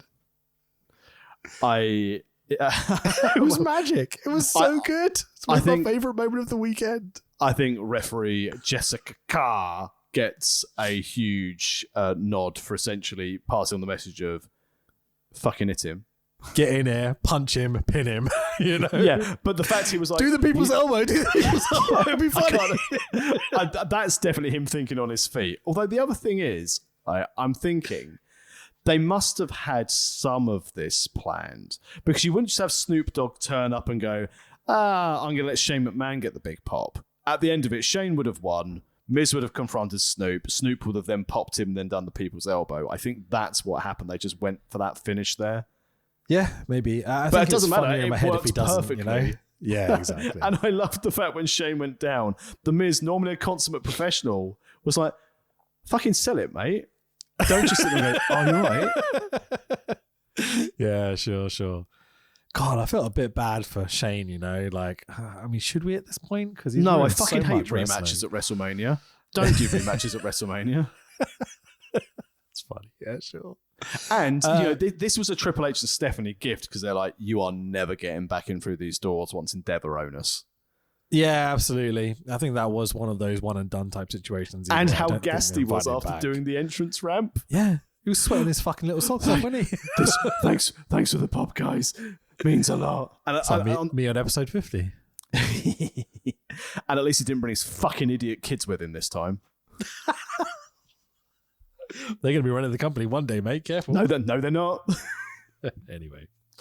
So let's talk about it. Dom and Ray. What a perfect match this was. For someone who this time last year, people have gone, Dom's going to be one of, if not the top heel in WWE. Everyone would have gone, fuck off, mate. No chance. I've never been happier seeing a man beat up his child in my life. You should send me earlier. Like Dom doing the full prisoner entrance and such. Like, it was so funny. So perfect. And like, the only thing that would have made it better is having Rhea there as well, because I think she might be my favorite thing in wrestling at the moment, you know. I still think, I know Sammy and KO deserve to main event. Yeah. I think Charlotte and Rhea should have main evented. I think, especially if you're going to put Rhea over. Yeah, definitely. She's meant to be a heel though, so I mean, I can understand why they didn't do it, but I think it's also a sorry to Sammy as well. Yeah. Sorry, we're going to have to take the belts off you for Night of Champions, because we've changed that to be King of the Ring. Oops. Yeah, exactly. State of Flair's entrance, by the way. And new music sucks. The Arsene Wenger jacket made of puffer bin bags. Like, what the fuck? I did pick up the Arsene Wenger jacket. Really strange. What was this about? Like, it's Charlotte fucking Flair. She's had, like, you know, her father's ring robes turned into, like, female, like, amazing robes of her own and stuff. Like, incredible gear over the years. Like, think about her entrances, especially at WrestleMania. It's like, what the fuck were they thinking? Oh, I know what she was thinking. I ain't going over. Fuck this shit. I know we mentioned this on the last pod when we talked about Stevie Richards being the best male valet. Bring back Andrade and make him be Charlotte's valet. That'd be amazing. Yeah, as long as they come out in Arsene Wenger gear every time, like, I'm fine with it. Yeah. Andrade always is full kit wanker like Stevie Richards was when being the valet. That's what I really want. Do you know what I realized the other day? I was wearing the black Arsenal shirt, which I know you're not. I almost called you a gooner then. Is that the one with the gold trim on it? It is. Yeah, sure. Why do you have to bring up that bit of it? Oh, no, because I was just picturing the shirt for the purpose of the context of the story. Yeah. It's a very, very cool looking shirt. I'm biased, but yeah, whatever. But then I realized that I was wearing black Adidas shorts, and I caught myself in the mirror and went, oh no. Full kit wanker. Proud of you. You've made it. You've joined literally the elite. Yeah, like, thank God they weren't actual Arsenal ones or something, because that would have been, very bad. But anyway, I mean, to be fair though, you know, I know you successfully negotiated a pay rise. To be able to buy a legitimate Arsenal shirt and shorts, you've got to be earning Ollie Davis gold level money to be able to afford the shirt and the shorts for any football team. Have I told you the story about why I own two of them? Theft? Yeah, pretty much. So I spent like 3 months going, why can't I buy the Arsenal black shirt? Like, this is the first season we've actually been decent. I will support this endeavor. Like, I hadn't bought a shirt for like 20 odd years because I wasn't happy with the state of things. But I'm like, finally, I'm happy with the state of things. Right, I'll buy a shirt. Awesome. There's a really cool black shirt. I'm a goth. I like black shit. So I try and buy the shirt, and I can't. They're constantly out of stock. So eventually it comes in stock and I buy one. But I've also been talking to my Brazilian cousin, Danielle. Hello, mate. Not that you'll ever ever listen to this because I don't think your English is good enough to know what the fuck we're talking about. No, for the English people who listen to this. Sure. But he's a massive gooner. Like, there's photos of us, like, when we're much, much younger, like 20 years ago, like family photos and things, where he's wearing an Arsenal shirt. Like, he's as much of a gooner as I am, if I'm honest. Maybe more so because he cares more. It's like he has come to England just to go to Arsenal games and stuff. Like, that's a trip from Brazil. That's a fucking long way just to come to a game, you know? I won't even go to White Hart Lane. Fucking A, man. So he knew that I couldn't get the black kit, and he was like, oh, we can get them in Brazil. And I'm like, oh, okay. So this is why I own two. Like, as I got the legit one, literally the day or two after, I got one from a little package from Brazil. And like, do you know how I know the difference between which one's which? Hit me. Because when I wear one of them, I don't get a massive rash on my chest. Interesting. Yeah, I'm not sure the other one's legit, but it doesn't matter. It's fine. There you go. There's my not interesting story. On the subject of merch, though, imagine if they get some good, decent limited edition AEW merch for Wembley. I'll be over that, mate. Cool. Yeah, why not? Where does Puck fit into all this, by the way? He has to fit in somewhere, didn't he? Trios tag match. It'll be a Death Triangle against House of Black again. Consider me in. That sounds lovely. Happy days. Right. Okay. The whole Flair Ripley thing. I guess because it's heel versus heel. Really, that's why I didn't main event. Yeah, probably. And again, you can't have it main event night 2. So that's Cody Rhodes, and you couldn't really have the Usos and like both Bloodline storylines not main event. But fair play to Kevin Owens, back-to-back main events of Mania. Yep, absolutely. Yeah, for someone like, you know, that isn't a Randy Orton or Brock Lesnar or whatever, like that's huge achievement. Yeah, exactly. This whole some NFL person getting involved with Ms. McAfee and it's all needless and blah blah blah blah blah.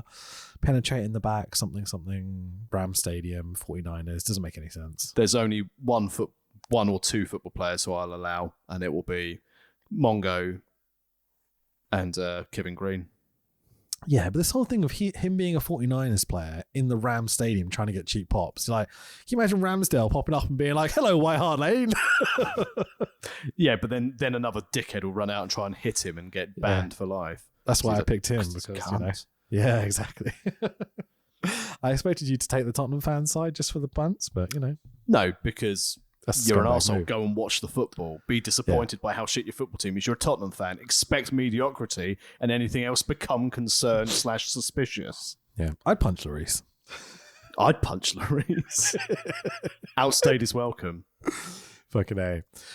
So the McAfee Miz thing felt so out of place. Like, you know, we're 3 hours in at this point. It's like, come on, boys, get the main event, yeah? While LA Knight sat around having nice catering.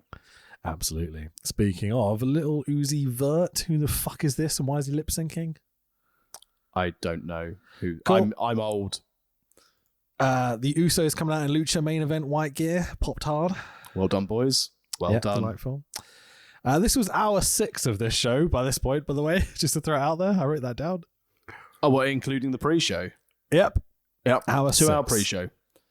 Hour 6 is 3 more hours than we ever need for WrestleMania to be, and this is day 1. Like, it's a bit much, you know? Oh, well, that's the reason why Bobby Lashley came out and stood next to a big piece of bronze. Yeah. What the fuck happened to Bray Wyatt? Is he done again? I don't know, man. Did you see the clip of him around that weekend? No.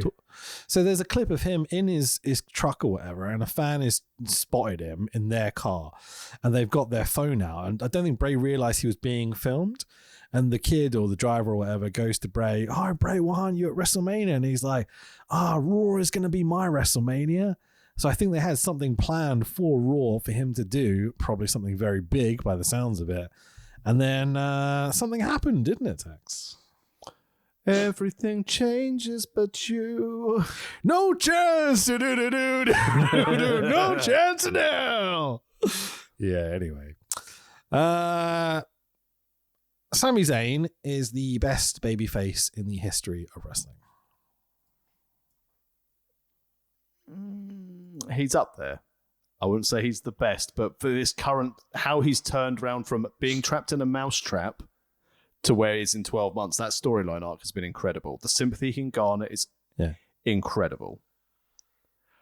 But, Face, no, sorry. is he... Did you say butt face? Yep, I do it with my daughters now. It's a fun joke where anyone says butt, we have to shout in face, and I'm butt facing myself. Delightful. But they... Face. Yes. Do you think that Sami Zayn was more or less over than Daniel Bryan during the Mania 30 run? The run up to the actual match or the actual match? Because there's different things. Both. So I think Dragon is the absolute best in-ring storyteller ever. Like the best at knowing what a crowd wants, getting that reaction from the crowd, like involving them. He's the guy. Like there's a very, very short list. It's him, Brett, and Okada for me. And I think he's number one if I had to pick one. Brett is dangerously close. But Dragon is just the longevity, the disparity between a tiny crowd of 20 people where I've seen him have every single person on their feet, between selling out, SoFi Stadium, whatever it would be. He is just the absolute best. But in terms of weekly storytelling and evoking sympathy, I think Sami is the guy. I really do. Really? All-time best. Yeah. I thought that when he was on the indies, under the hood, if, I'm just going to skip over the names and stuff because, kayfabe. I love that we still maintain this, by the way. 100%. As in a community, we all maintain it. It's fucking awesome. But yeah, so let's say if there was a wrestler under a hood that looked a bit like Sami, like that experience, not being able to use your face or your voice to tell a story, I think has got him to the point where he's just the absolute best. I love every single thing. I didn't give a shit about the tag match, I'm going to be totally honest, because I wanted him to be in the one-on-one main event against Roman. I'm still hanging on to that because I'm a fucking mark, And by the end of this match, I was just like, it was just incredible, absolute, full of emotion, just perfect. Like the shot of Sami before he delivers that final haluva kick. It's like, that's good wrestling, man. Really, really good wrestling. And one of the first things that Triple H did that came under so much criticism in NXT when they signed him, it's like, why have you taken his hood off? And Triple H said, because he can tell stories with his face. Absolutely. Yeah. And he's the best. It took him a little bit to get kind of going, but yeah, I think he's been the best for maybe 5-6 years now. And it's just taken them time to realize what they have. And I think that's a shame because I think he could have been doing something quite special over the last few years. But the conspiracy theory character is what turned it around for him. Yeah, in the eyes of, I think, Vince and the uppers. Yeah, because he was on Austin's pod on the network. And one of the things that he called out was he went up to Vince and was like, these people who are my peers, like Kevin Owens, Dragon, Seth Rollins, they've all had the belt. Why haven't I? And Vince, he said, regaled the story that Vince essentially said, people need to care. You need to have a character. You can't just be great in the ring. I think the quote was, you've not been a heel. That was it. Yeah. Yeah. Which is part of that, you need to see what you can do on both ends of the spectrum and such, Yeah, you need to. And again, he's a horrible, horrible motherfucker, but Vince McMahon saw that. Yeah, I don't know if I agree. I'm going to be honest. I think it's a shame that he had to go through being a heel because I think he's that much of a good babyface. I think he's the absolute But you best. can't be a top tier babyface without being that heel to have that top tier face turn. Oh, I don't know. I really don't know. I think I could book it, so he could be, but we'll see. Well, at Travelodge Live, we'll see what the booking's like. So night one, I would say that is a perfect wrestling show. Apart from McAfee and Miz, I could have completely done without that. The crowd took a little while to get into it, but Californian crowd and stuff. But by the end, I was literally coming out of there going, this is the greatest WrestleMania ever, like the greatest night of WrestleMania. I really hope the second night's as good. Again, I can't round it up. It's not a perfect 5 for me. I'd like to give it 4 and a bit cornflakes, but because we can't do it, it's a 4 cornflake night 1 Mania for me. Cool. I think it's the best night of WrestleMania ever, so I'm going to have to give it the 5. Oh, wow. Wow, that's bold. Yeah, I just think it's so much fun stuff. Everything's logical. So I look down the whole list, right?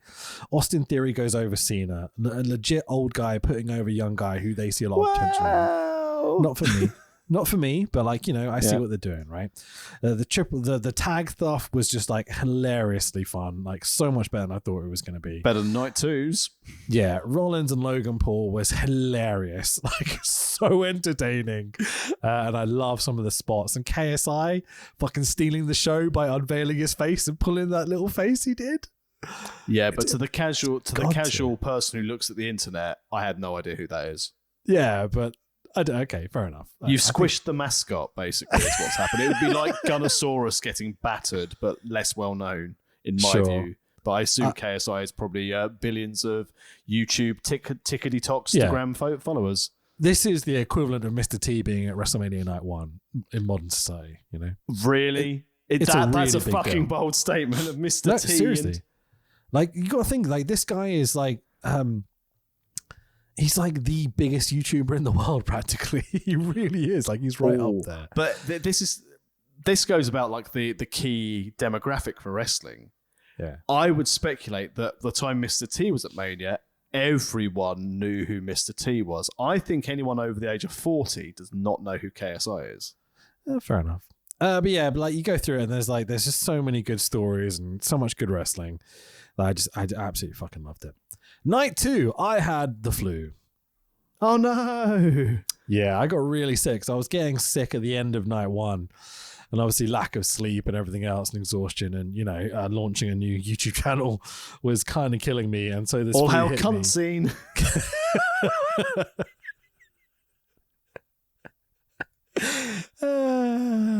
Brock Omos opening the show was the match I was most looking forward to across this whole 2 nights of WrestleMania. I was quite excited by the visual, genuinely.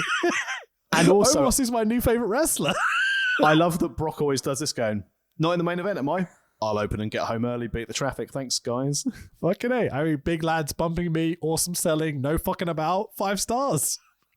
I actually quite enjoyed it a lot. It was really nice. Genuinely, I could watch a few of these matches in a row. Like, I just think it's so funny. I had such a good time seeing Brock do that to that guy and like safely. It was just like, yeah, it's fun. Why not?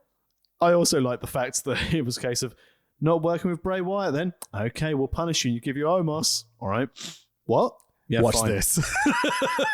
Although I would have quite enjoyed watching like Bray Wyatt try and do freaky shit and Brock Lesnar just go, what the fuck's this? Yeah, fucking A. Where's Bo Dallas? I mean, Uncle Howdy. You've just ruined it, Brock.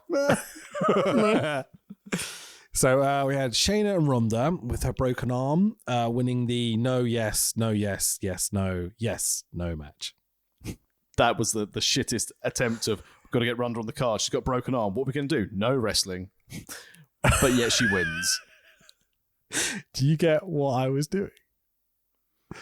Let me rephrase this. I think people will complain. So no wood. Yeah.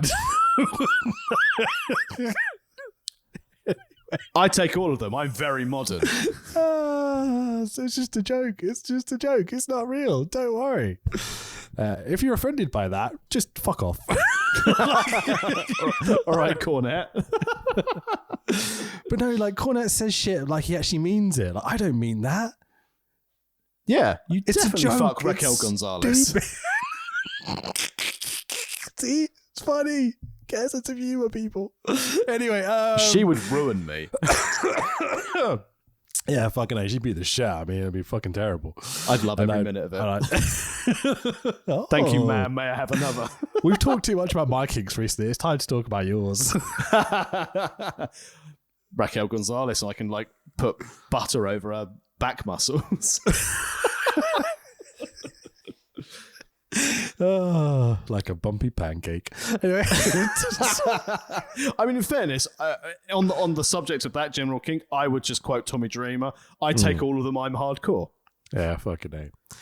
So, this is going to be a controversial statement here because I saw lots of positivity around this over the weekend. Titus on commentary. Hurrah, hurrah, hurrah. Who let that gobshite on the telly?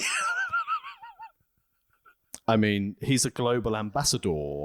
I don't get it. Everyone's like, oh, he's so funny. Look how great he is on commentary. He's not. Like, well, he's fucking awful. Like, I found it embarrassing, like frustrating, annoying. Like, I was loving this show so much. You've just got Titus screaming over this reasonably good commentary. All I can say is this was a setup, because then people will go, well, you didn't want Kevin Patrick. Here's Titus O'Neil. Exactly. It was punishment for slating the potentially Irish commentator. Mate, I was seeing everyone like fucking, I swear to God, like, you know, the worst, the most critical people of like things in wrestling, just saying how much they enjoyed Titus O'Neil on commentary and how much fun he was and stuff. I'm like, bro, what the fuck are you watching? It wasn't for me. It wasn't for me at all. So, the triple threat. Let's talk about it. Go for it. Start to finish, this is how a triple threat would be. And I know we said we've seen matches like this before.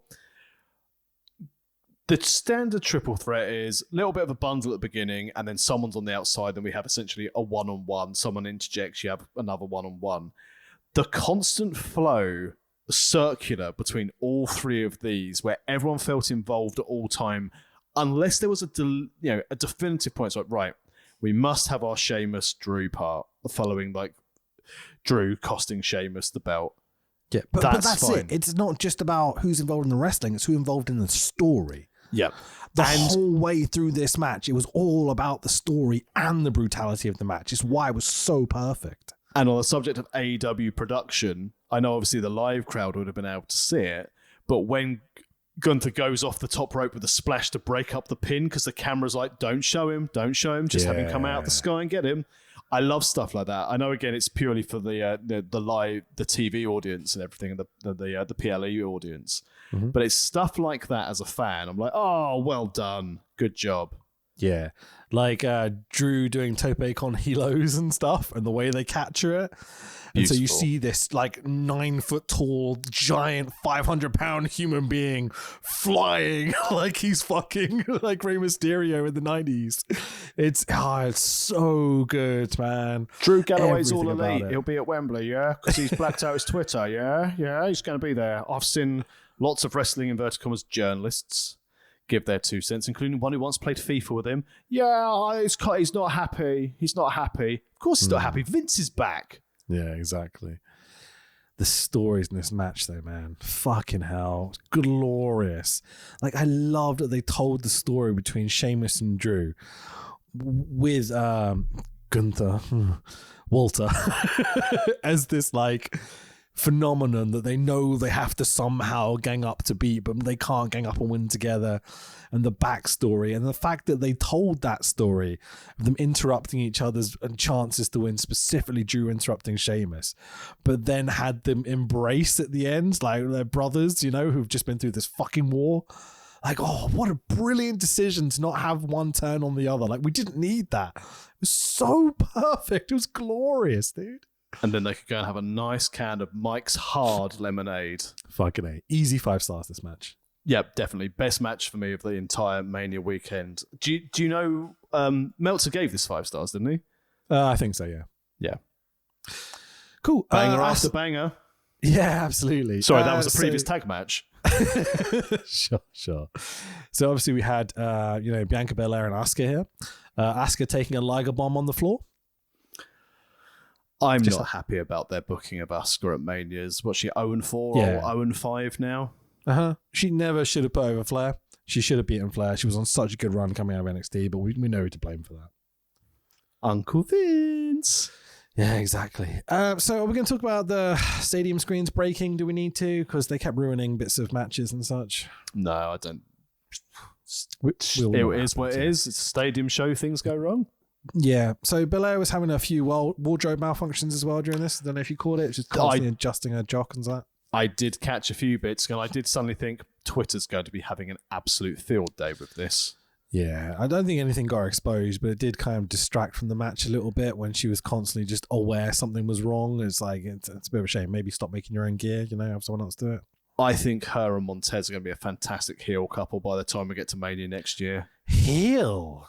I can imagine Bianca Belair as a whiny, entitled, like princess, not like a Tiffany Stratton character in NXT, just an absolute, those two as heels, like a very like A-list couple, not Miz and Maurice side of things. I'm really struggling to articulate, cooler. I can see where you're going. Yeah, sure. And that's what will lead to Dawkins and Tez splitting up from the Street Profits. I think it'll be... Go on, sorry. I was going to say, I think it'll be that change of attitudes for Montez Ford, which will lead to the Dawkins being like, what are you doing, man? It's the less obvious route to go down because I think it's so difficult to get someone over as a face, and they're both incredibly over as faces. I think Belair's been to how many WrestleManias now? 3 or 4? 3 now, yeah. And retained or won the belt all of them, and is still really fucking over as a face. Her entrance was adorable, by the way. The story that Triple H said at the news conference afterwards, that little girl who danced with her, and her mum had passed away that morning, and she still went to Mania. Yeah, absolutely incredible. I mean, I hate my mum too. Obviously, I don't. I love my mum to pieces. Hello, mum, if you're listening. It's just a joke. It's fine. Yeah, mine's awful. What's her name? Bianca Belair. Also, best music in wrestling, maybe? Yeah.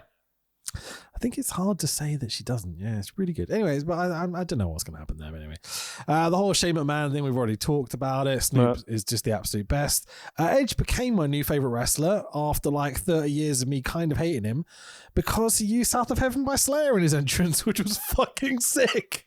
It was a shame, though, that he was referred to as Brood Edge. Yeah, that was weird, wasn't it? So, like Brew Dog. Brood Edge. You know my job, right? Yeah. So we do live reactions to wrestling, and we have quite a lot of people that tune into it, and it's a good money maker for us. And it's one of those things I really love because I was massively involved in kind of making that happen and popularizing it and stuff. Is that fair? I was a part of it. There we go. Anyway, the linchpin. That's what I heard you call yourself. You said you were the linchpin of these live watch-alongs, and without you, Wrestle Talk would be dead in the water. That's pretty sure that what you said. That's the words I heard. That's how I pitched it to Ollie in my meeting about my wage. Fucking, I can't remember what I was saying. Let's move on. Balor. What the fuck?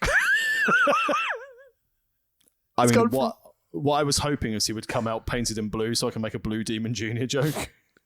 Dude, he's gone from the most intriguing wrestler in the world to a like middle class theater student going to Burning Man for the first time. It's so embarrassing, man. It's not fun to watch anymore. Oh, that's the best description ever. I mean, I think having Balor, the rope suddenly crack under Balor and him fall off against Roman killed that demon character off. No. What killed that character off was constantly doing it and then painting him like a fucking pumpkin. That's what killed it. Like, dude, do you remember how cool it was when he was doing different weird kind of demon gimmicks and such? And, you know, he'd only bring it out on occasion when it really mattered in Japan and things like that. And then Vince was just like, oh, you know what we should do this week on SmackDown? Oh, no, he never used it. He wore it once on SmackDown before he came back for Roman. They've never done it non-pay-per-view. He's always done it pay-per-view in NXT. For like a year. It was when he first came in. It was just like every pay-per-view after the injury and stuff. We're all going wrong.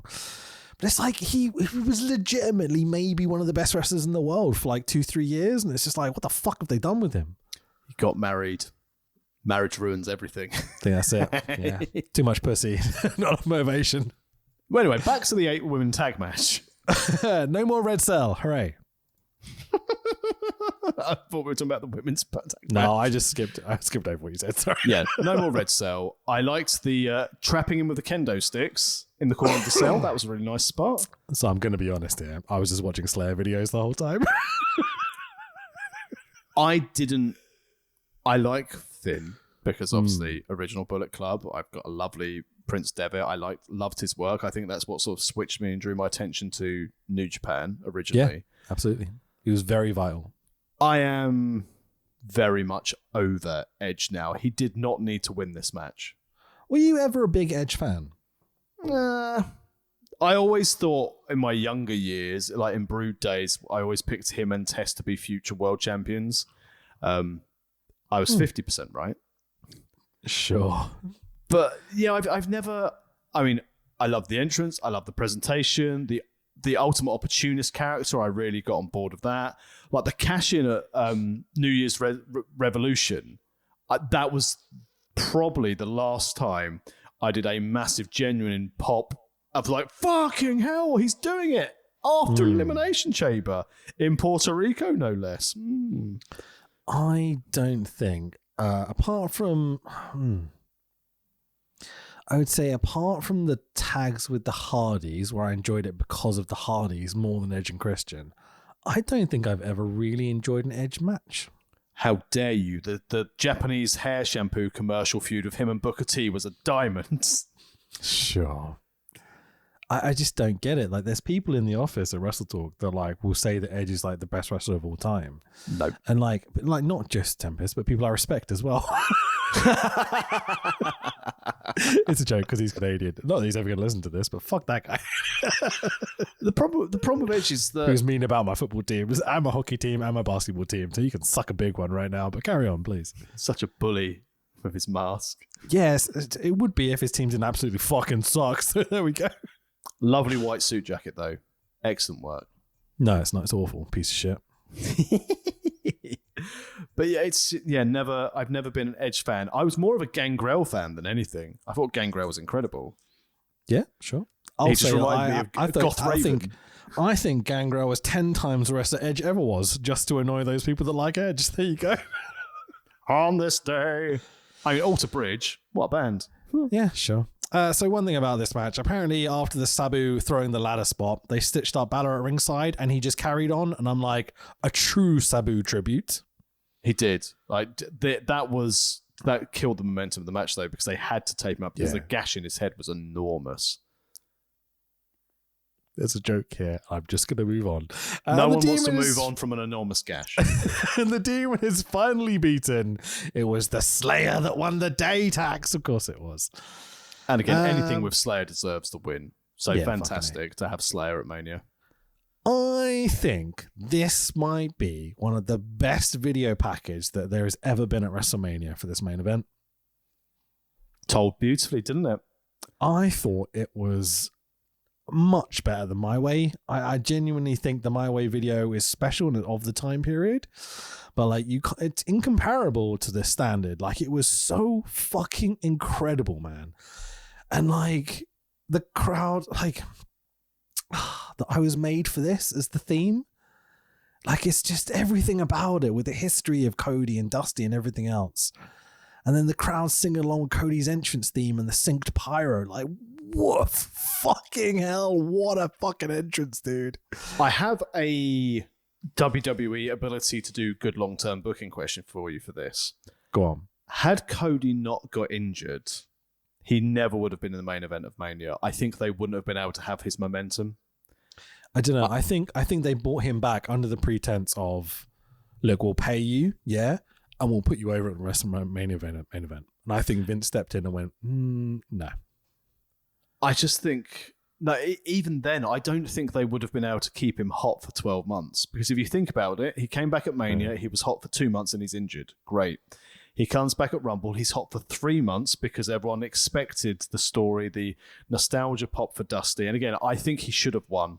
I really do. Because like we've said on many times before, especially with Sami Zayn in Montreal, you only get one crack at that pop. That moment for history. Yep, 100%. And I just think with Cody, they've missed it.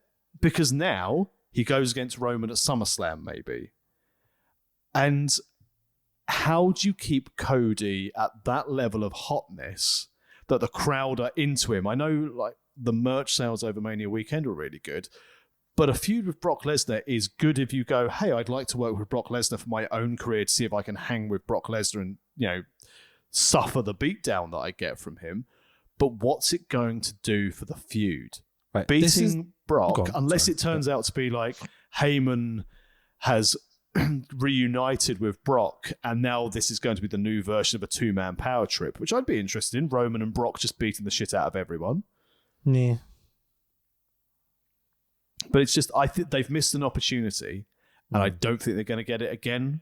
But had he not been injured, I think they would have burnt him out by SummerSlam. Yeah, last maybe. year. And then Sammy would have got the main event at Mania. They would have delayed it. They would have had something happen in Montreal and they would have had Sammy go over at Mania. Yeah, maybe so, man. Like, these hypotheticals are tricky because, like, I think you're probably right. That I think if they'd brought Cody in and tried to keep him hot for that long time leading up to WrestleMania, it might not have worked, and the injury kind of worked out, and then bringing him back in time and everything else. I think I genuinely think it was a work injury. How can you imagine? I think everything's a work, so whatever. But like, I think with this finish, particularly at WrestleMania, it's simpler than a lot of people are debating, because this kind of conversation is something I've heard a lot of. It's people saying, you know, oh, they absolutely should have put him over, they missed the moment, or the opposite of like, oh, there's a longer story here. They must have something in the bank that they're going to do with Cody for the future, like Dusty, where Dusty could just never beat Flair, you know? Like, I understand that story. But I think it comes down to something incredibly simple. We've talked about it many, many times. The business is in a place where young people have got so many other distractions, so many other things they can watch. They're not watching wrestling, at least to the extent at which they might have been previous generations. I think when you have WrestleMania and you have so much heat around it and so many people are enjoying it and all this sort of crap, you have this like generation of fans that are watching for the first time, maybe like with friends, with like, you know, just because of the social media coverage, they're just paying attention to it even, you know. I think you have this moment to give kids this moment. Sorry, that I said the moment twice there. So you have a time where you have like a potential to create an entire generation of fans. And by not putting your babyface over in the main event of WrestleMania, I think you lose that. And I think that's detrimental to the company. I think that is the very basic principle of WWE should be the babyface wins the main event at WrestleMania. Like, and that's how it was for a long time of great success and failure as well. It's not completely 100% hit and miss. But like, again, with Sammy, you had a chance to do it. And I understand why they didn't. Because on the horizon, a couple of months' time, you've got Cody and Roman. You know what you're going to do. And I think it really boils down to they've missed this opportunity and they're never going to get those fans back. And maybe they will get those fans back. But I think the company and wrestling in general would have benefited from having Cody go over, even if it's for one night. Like, you can have Roman smash him on Monday night, cheat to win, get the belt back, and you can still do the same story with Cody. And I still think it would work. But I don't know, man. It completely took the wind out of my sails. And I watched Monday Night Raw. It was fucking dreadful. And I'm not going to watch Raw or SmackDown for the rest of the year until it gets to, like, you know, next year's WrestleMania, where I will give the Raw after WrestleMania a try. And this is the reality of this situation, is that every year I give them a fucking chance. I watch WrestleMania. I have a great fucking time usually. I watch the Raw after WrestleMania and it's fucking dreadful. And I stop watching. Like, that's not good. Shouldn't be how it is. You should want to follow it up and want to care and want to watch it. And the way you do that traditionally is you put your fucking babyface over. I just don't understand it. I think the problem is, and I 100% agree with everything you've said, the issue being that TV, that sale and what they need for that time complicated period. Mess, you know? Had Vince not come back, or had Endeavour not completed at Mania Weekend, of course they're going to complete it at Mania Weekend because they've got the thing there. I think going into your new shareholder, your new company, having someone who is related to The Rock, so you've still got that lure of having The Rock come back, because no disrespect to Cody, Rock's not going to come back and go, oh, main event with Cody Rhodes. They should do, because WWE, if they booked babyfaces properly, could have megastars to work with someone like The Rock and get a rating. But are you ready for my other horrific viewpoint of this? And you could tell that Vince was knocking around. I bet you £1 million is the exact same thing I've been thinking since the very first, since I saw it happen. Go on. They were touting before this show 2 billion social media impressions. Like they always say, if you do good service, people might go, oh, I had a nice burger. If you have shitty service, people will leave like 700,000 bad bits of feedback. Yeah. For social media, for having the outrage of WrestleMania trending, just go, oh, they fucked Cody, hashtag WrestleMania. That's increased the social media impressions, therefore it's increased the click rate, it's increased the value per click, and that's why they've done it. It was purely a commercial reason to keep the belt off Cody, because they wouldn't have made as much money through social media had he won. I think I've got a slightly different take on this as well. I agree with what you're saying. I think that is a legitimate thing. I occasionally, as an experiment, used to put spelling mistakes in like list videos, for example, deliberately, just to see how many comments it would generate, because it's good for the algorithm. So yeah, like, you know, I never told anyone I was doing that, but I used to experiment and do little things like that and just see. Did what it would work? happen. Yeah, absolutely. It would generate like 20 different comments that you wouldn't get out of people usually. Amazing. It does work. It legitimately works, especially now that the thumbs down on YouTube doesn't mean shit. Yeah, it's legit. Like, that's Does it a real not thing. anymore? No, the thumbs down doesn't mean anything. You can't even see how many numbers there are. It doesn't work on the algorithm as far as I'm concerned. You know, I'm sure there's been videos of ours that people have disliked or whatever, and it's done fuck all with the numbers. Numbers just consistent no matter what at this point, really, to be honest. It's more about your titling and your thumbnail, if I'm totally honest. And this is where I think the end of this Mania and this sort of confabulation episode goes, in the fact that it did leave me deflated. So I watched this the Monday afterwards because I thought, I've been playing Blood Bowl all weekend. I haven't slept much for the whole weekend because I've been watching wrestling and playing Blood Bowl. I've just driven back from York. It's 11 p.m. I started watching the pre-show, and I was like, because obviously the clocks changed, like Mania starts at 1 a.m. Mm-hmm. I've got to be up at 7 at the latest because I had a meeting at 8:30. Despite being on leave, I couldn't cancel this meeting because it was my head shrinker to keep my brain working. And I was like, oh man, do I want to do it? And then, tell you what, watching Mania the next day without struggling to stay awake, I had some snacks. I sat down in the playroom so I didn't upset my daughter on the first day of a holiday, so she could sit there and, you know, I'm a grown-ass man. I'm not allowed to sit in my own front room. Fucking hell, 6-year-olds. Sure. And I watched it, and I was like the triple threat for the IC belt was amazing, all the way up to the main event. And I was like, this has been probably, with Saturday as well, this is the best wrestling. What the fuck have they done? Why Solo done the spike? He's lost. Yeah. Fuck. Like, the match isn't great. It's a WrestleMania main event on night 2. It's a Roman Reigns main event. It's an emotionally charged 3-star match, which was delightful. Nothing wrong with that whatsoever. As long as you've got the emotionally charged bit, I'm fine with a WrestleMania main event like this. Like, really, really cool. It's not brilliantly told stories. It's got way too much interference. It's got way too much bullshit. The finish is a disaster, but we're ignoring that. It's God, I hate to say this because I think Cody's gone a long way beyond this, but it's a classic Cody Rhodes 3-star match. It really is. And it's a very much a Roman Reigns 3-star match with lots of emotion thrown in, you know? Like, emotion can add stars, obviously, all that sort of shit. Cornflakes, whatever. But like, it's not great. It's just I can almost say that, false finish city, you know, which I don't like about wrestling. Like, it's Johnny Gargano wrestling, you know? If you had this match on a B-level pay-per-view, you'd be like, yeah, that was decent. You'd come away, you'd be happy with it. You might have popped a couple of the false finishes because I know, again, I'm like you. I think a finisher should be protected to the point where if someone kicks out, it's not expected. The fact when you've got DraftKings going, how many spears will Roman Reigns hit? He should hit one. Yeah. That's what it should be. He should hit one, and that should be it. He hits the crossroads and his ass to kick, and you're like, there's no way in hell he's getting the 3. And you're like, what the fuck? That's not how it should be. Like, this should make me want to be convinced. But yeah, so it doesn't have to be this way. Like, wrestling, we've talked about a million times, can be variations. It can be interesting. It can be different. But like, if you're going to tell this type of story in this type of match, don't just then have a million false finishes, because I lose interest quickly. Like, I don't care anymore after a while.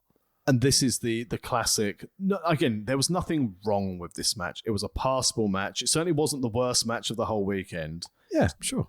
Certainly wasn't anywhere near the best. But this is the classic term where people go, and then the bell rang. The story, as you said, like the hype package leading up to this had everything. If you had non-wrestling fans watch that video package, they'd go, I want the blonde lad to win. And you go, it's fake blonde, mate. That's platinum blonde. But you have the opportunity to make a legitimate star. You had his wife and daughter and Brody Lee's kid at ringside. You showed them on camera. You set everything up for the win. I legitimately shed a tear for the entrance. Like, I was really fucking invested. As you said, everyone's singing along to his theme song. Yeah. It was, again... If I show that to my 5-year-old nephews, like 6-year-old nephews, sorry, whatever, like he's going to be like, okay, what's this? He's going to be interested. And then, Spider-Man gets squashed by the Green Lantern at the end of the movie because he cheats and Green Lantern wins. He's never going to watch a Spider-Man movie again in his fucking life. I am, and just to highlight the importance of a wrestling theme song, and this is where Jim Johnston was so good in the Attitude Era of WWE to give people those iconic themes. Cody Rhodes bringing this downstate number to WWE is a stroke of genius because obviously he owns the song. But even my 6-year-old daughter will sing along to this, although she can't sing the one that I started singing at home because I go, adrenaline in my soul. Everyone says, fuck Cody Rhodes. We all sing it, don't worry. But it should be fuck Brandy Rhodes because you would. Yeah, okay, moving on. But it's... even slamming, with the still, WrestleMania t-shirt of Cody, the American flag and his dog. It's like everything. You've done literally everything to make people go.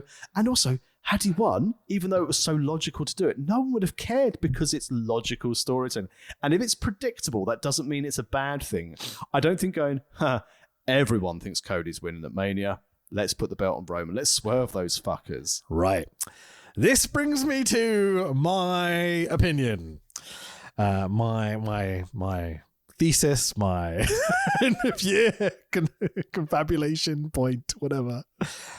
I think if you watch the end of this show, there's 2 people that make this decision, okay? It's either Triple H or it's Vince McMahon. No matter who's saying what, at the end of the day, it's either one of those that makes that decision, right? And we definitively now know that Vince was involved. So Vince is the boss. Vince employs Triple H. Vince decides everything. It has to have been Vince's decision, right? That is a definitive. Yeah? Yep, 100%. It has to be. So if you look at the history of Vince McMahon, he holds a grudge. Like no motherfucker can ever hold a grudge, right? And who's he fucking over by having Cody lose? He's giving a big final fuck you to his big competitor in the NWA and WCW booker, Dusty Rhodes. I think this is Vince McMahon being the biggest cunt in the entirety of pro wrestling. A selfish, horrific human being, which we know he is. And this was a big final fuck you to Dusty. When you said, it's a real one to get over the booker of NWA, I was like, why is he casting shade on Billy Pumpkin? Nah, you get what I'm saying. Yeah. This is the guy. This is the main competition. This is his son. This is the guy that your son-in-law, you've had to have given over the reins to, which you desperately didn't want to, because we all know Vince's mentality. Is sitting there and you're going like, you're going to do what? With Dusty's son, that guy that tried to fuck me in my company, fuck that. I'm not having that. My guy, Roman Reigns, the guy that I chose, the guy that I think is going to be the champion. When everyone was booing him, I put him over. It's Vince, man. He's a cunt. I 100% agree with you, but I really want to have the other side of it. And I look back to Triple H and Cody walks back through the curtain and Triple H just leans into his ear and whispers, "That's what you get for fucking my throne." Yeah. And this is the other thing. It could have been. It very much could have been. That was my first thought. But it was the Raw afterwards and all the news you start seeing coming in about Vince sitting in Gorilla and stuff. I was like, oh, okay. I thought it was Triple H at the last second going, actually, fuck you, buddy. But from a marketing standpoint, right? And again, I know we're talking about Mania, but there is no off-season, even though this is technically the season finale. WrestleMania, that's how it should be, and we reset the stories on Raw the next night, which is why Raw after Mania used to be so good. Then the pandemic hit, and then Raw after Mania's become the shits. Mm-hmm. I think someone basically went, hey, Hunter, the King and Queen of the Ring show? Yeah, we're going to do King and Queen of the Ring. Yeah, do you know if Roman doesn't drop the belt, that's going to be day 1,000 of his title reign. Mm-hmm. And that story writes itself. And Triple H probably went, fuck. It is quite a good story having the 1,000-day reign. Let's get Sammy's... Oh, fuck, no, he can't come to Saudi. Shit. Yeah. I know. Yep. I know. Ray will do it. We'll get this kid from Japan, Jay. He's got like such a future. Oh no, I'll get Nick Aldis. Oh no, he's gone to Impact. Yeah, fucking A. Who knows the reality of the situation, man? But this is just my theory that I don't think people are talking about enough. So I saved it for the podcast. There you go. I will now go for this as we close out. And I think we did this last year. Predictions. Who will main event next year's Mania? Roman Reigns. Do you think they'll finally get Roman versus The Rock at next year's Mania? Yeah, maybe, because they had Rocky come out. I think, honestly, it'll be Roman and Jay. As in the main event for Mania? Yeah, I think Jey Uso will finally be the guy that puts him over. And I think, gets put over, sorry. And I think it will be Roman's choice. And what would that mean for Jay? Do you think, would that be for the belt? Yeah. I think Jey Uso will win the World Heavyweight Championship. Which fits my theory of every 10 years, you have this story. 20, you had the man who can't be mentioned anymore. 30, you had Dragon. 40, Jey Uso. Yep. I think Triple H will be in control by that point. I think Triple H will be gone.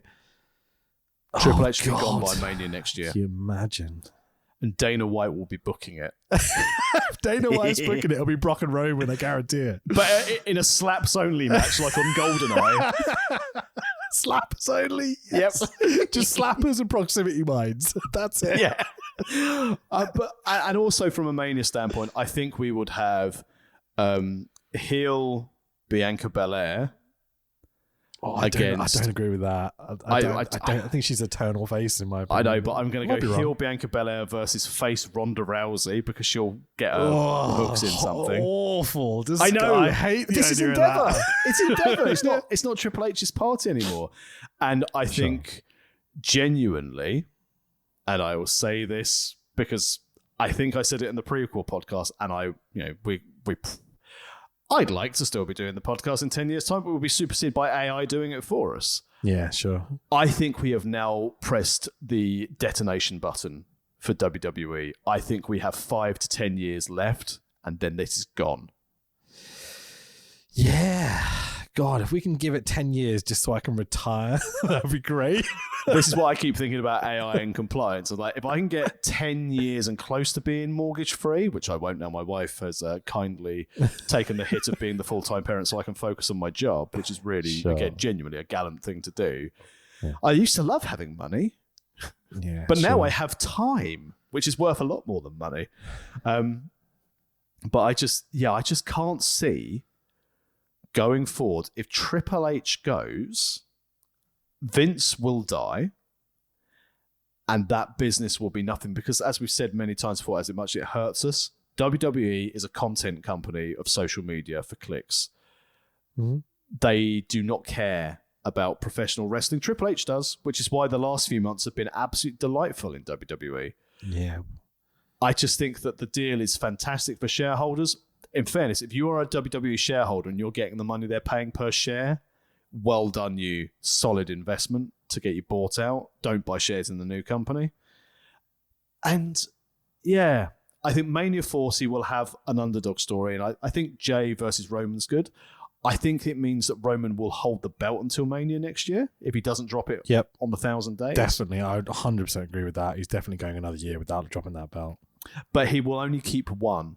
There'll be a new world title so they can appease TV audiences because Roman's not going to work full time. Please get rid of the universal word entirely. Like, just have a World Heavyweight Championship for fuck's sake. Like every time, and that would legitimize it the more. Universal World Heavyweight Championship. Like, cringe. That would legitimize it more in this modern real fight / sports entertainment hybrid we've got in Endeavour. God, I hope they don't. Really, please don't. Oh, no, as in they would drop Universal to try and legitimize the championship belt. Sorry, just the idea of like mixing UFC and WWE. I'm just like, no, please don't do that. Hey, it works so well in AEW. Sport and entertainment should be separate entirely. Like that aspects of it, at least. You know what I mean? But yeah, so Mania was like genuinely one of the best Manias we've had in recent years. It was just ruined by the logical finish. But, you know, wrestling is run by people who are very spiteful. Yeah. As any workers will find when we steal the money at Travelodge Live. I think he's got legs. I genuinely do. Are we calling the company Grindhouse? Because we use that term, threw that term around. We can't really use that term. It's kind of like copyrighted and shit. No, we'll call it House Grinder. Sounds like a home for like, you know, what's that thing gay people used to use? They would just drive around looking Grindr? for... What's it called? It was Grindr. No, that's the app. There's it's like surfing or cruising. That's the term I'm looking for. Oh. I don't know where I'm going with this. This is a bad end to the podcast. I shouldn't have brought it up. Well, other than like your historic knowledge of how to use dating apps, where can people find some of your other work?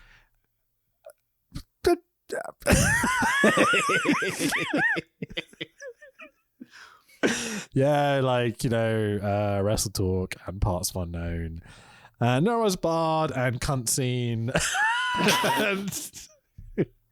Cutscene, which I'm very proud of, actually. Episode 2 was basically just my edit, which so if you watch the episode about Street Fighter, you can see a lot of my work in there. That took me a week to edit, that did. So yeah, enjoy it. This week we've got a Metroid episode coming out, which is good. Suggesting the other episodes are not good. No, I like the Street Fighter one. The first one was so intense in terms of getting it out on time and editing and pleasing everyone that was involved, because there was a lot more people involved than what we're used to producing, you know. So it was like a lot of like tyrants to please, if you will. Not that I'm calling my colleagues tyrants, because they're lovely, but you know what I mean. I'm just joking. Lovely tyrants. But Street Fighter was just like, I was just left and I knew what I wanted to do, and then I was just like, you know, a few edits here and there that people wanted, but yeah, it's basically my edit. So I was really, really happy about that, and I think that episode's fucking banging, and I like Street Fighter, so that really, really helped.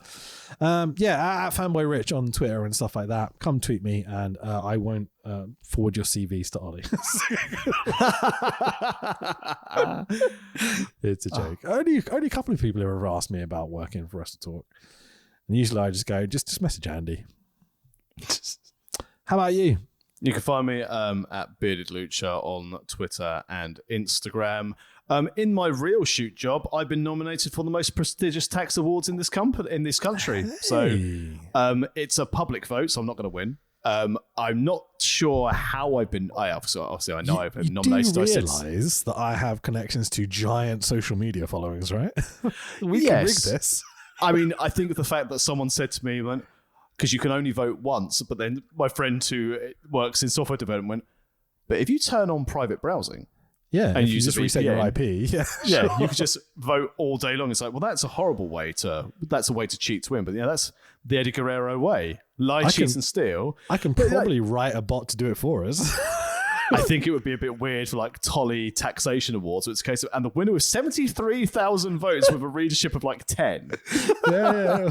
It would be like Tax Williams 1, Tax Williams 2, Tax Williams 3.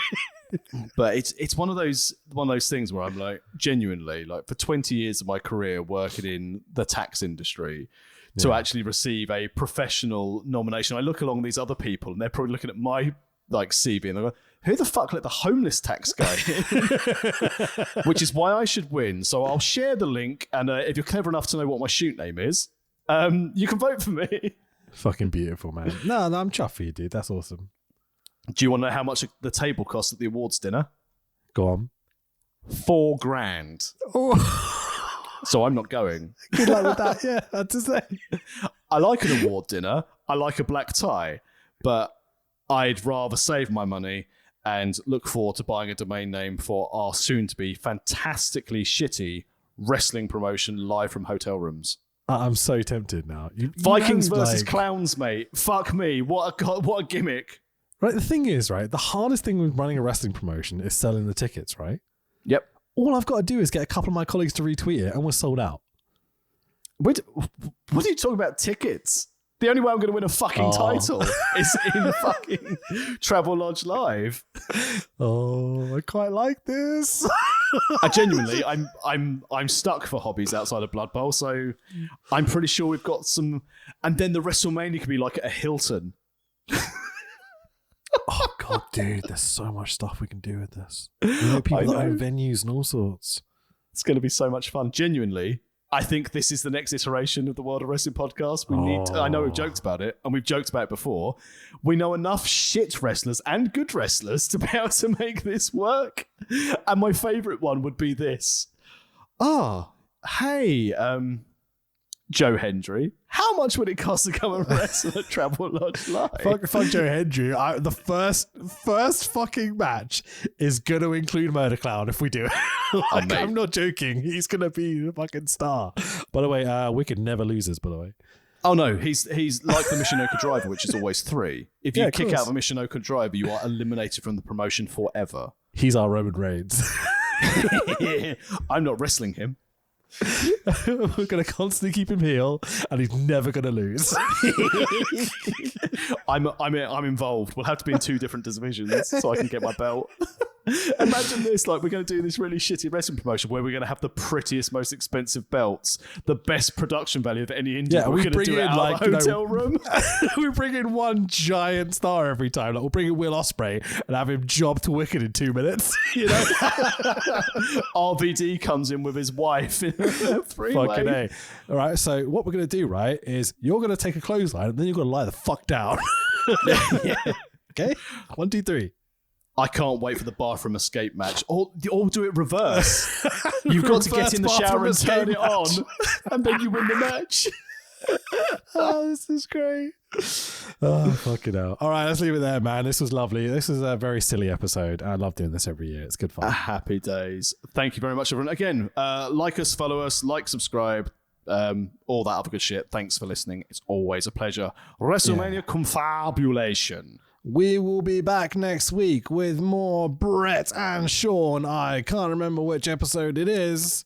Brett! Have you got it to hand? Brett! Anyway, let's leave it there. I love you all. Bye-bye.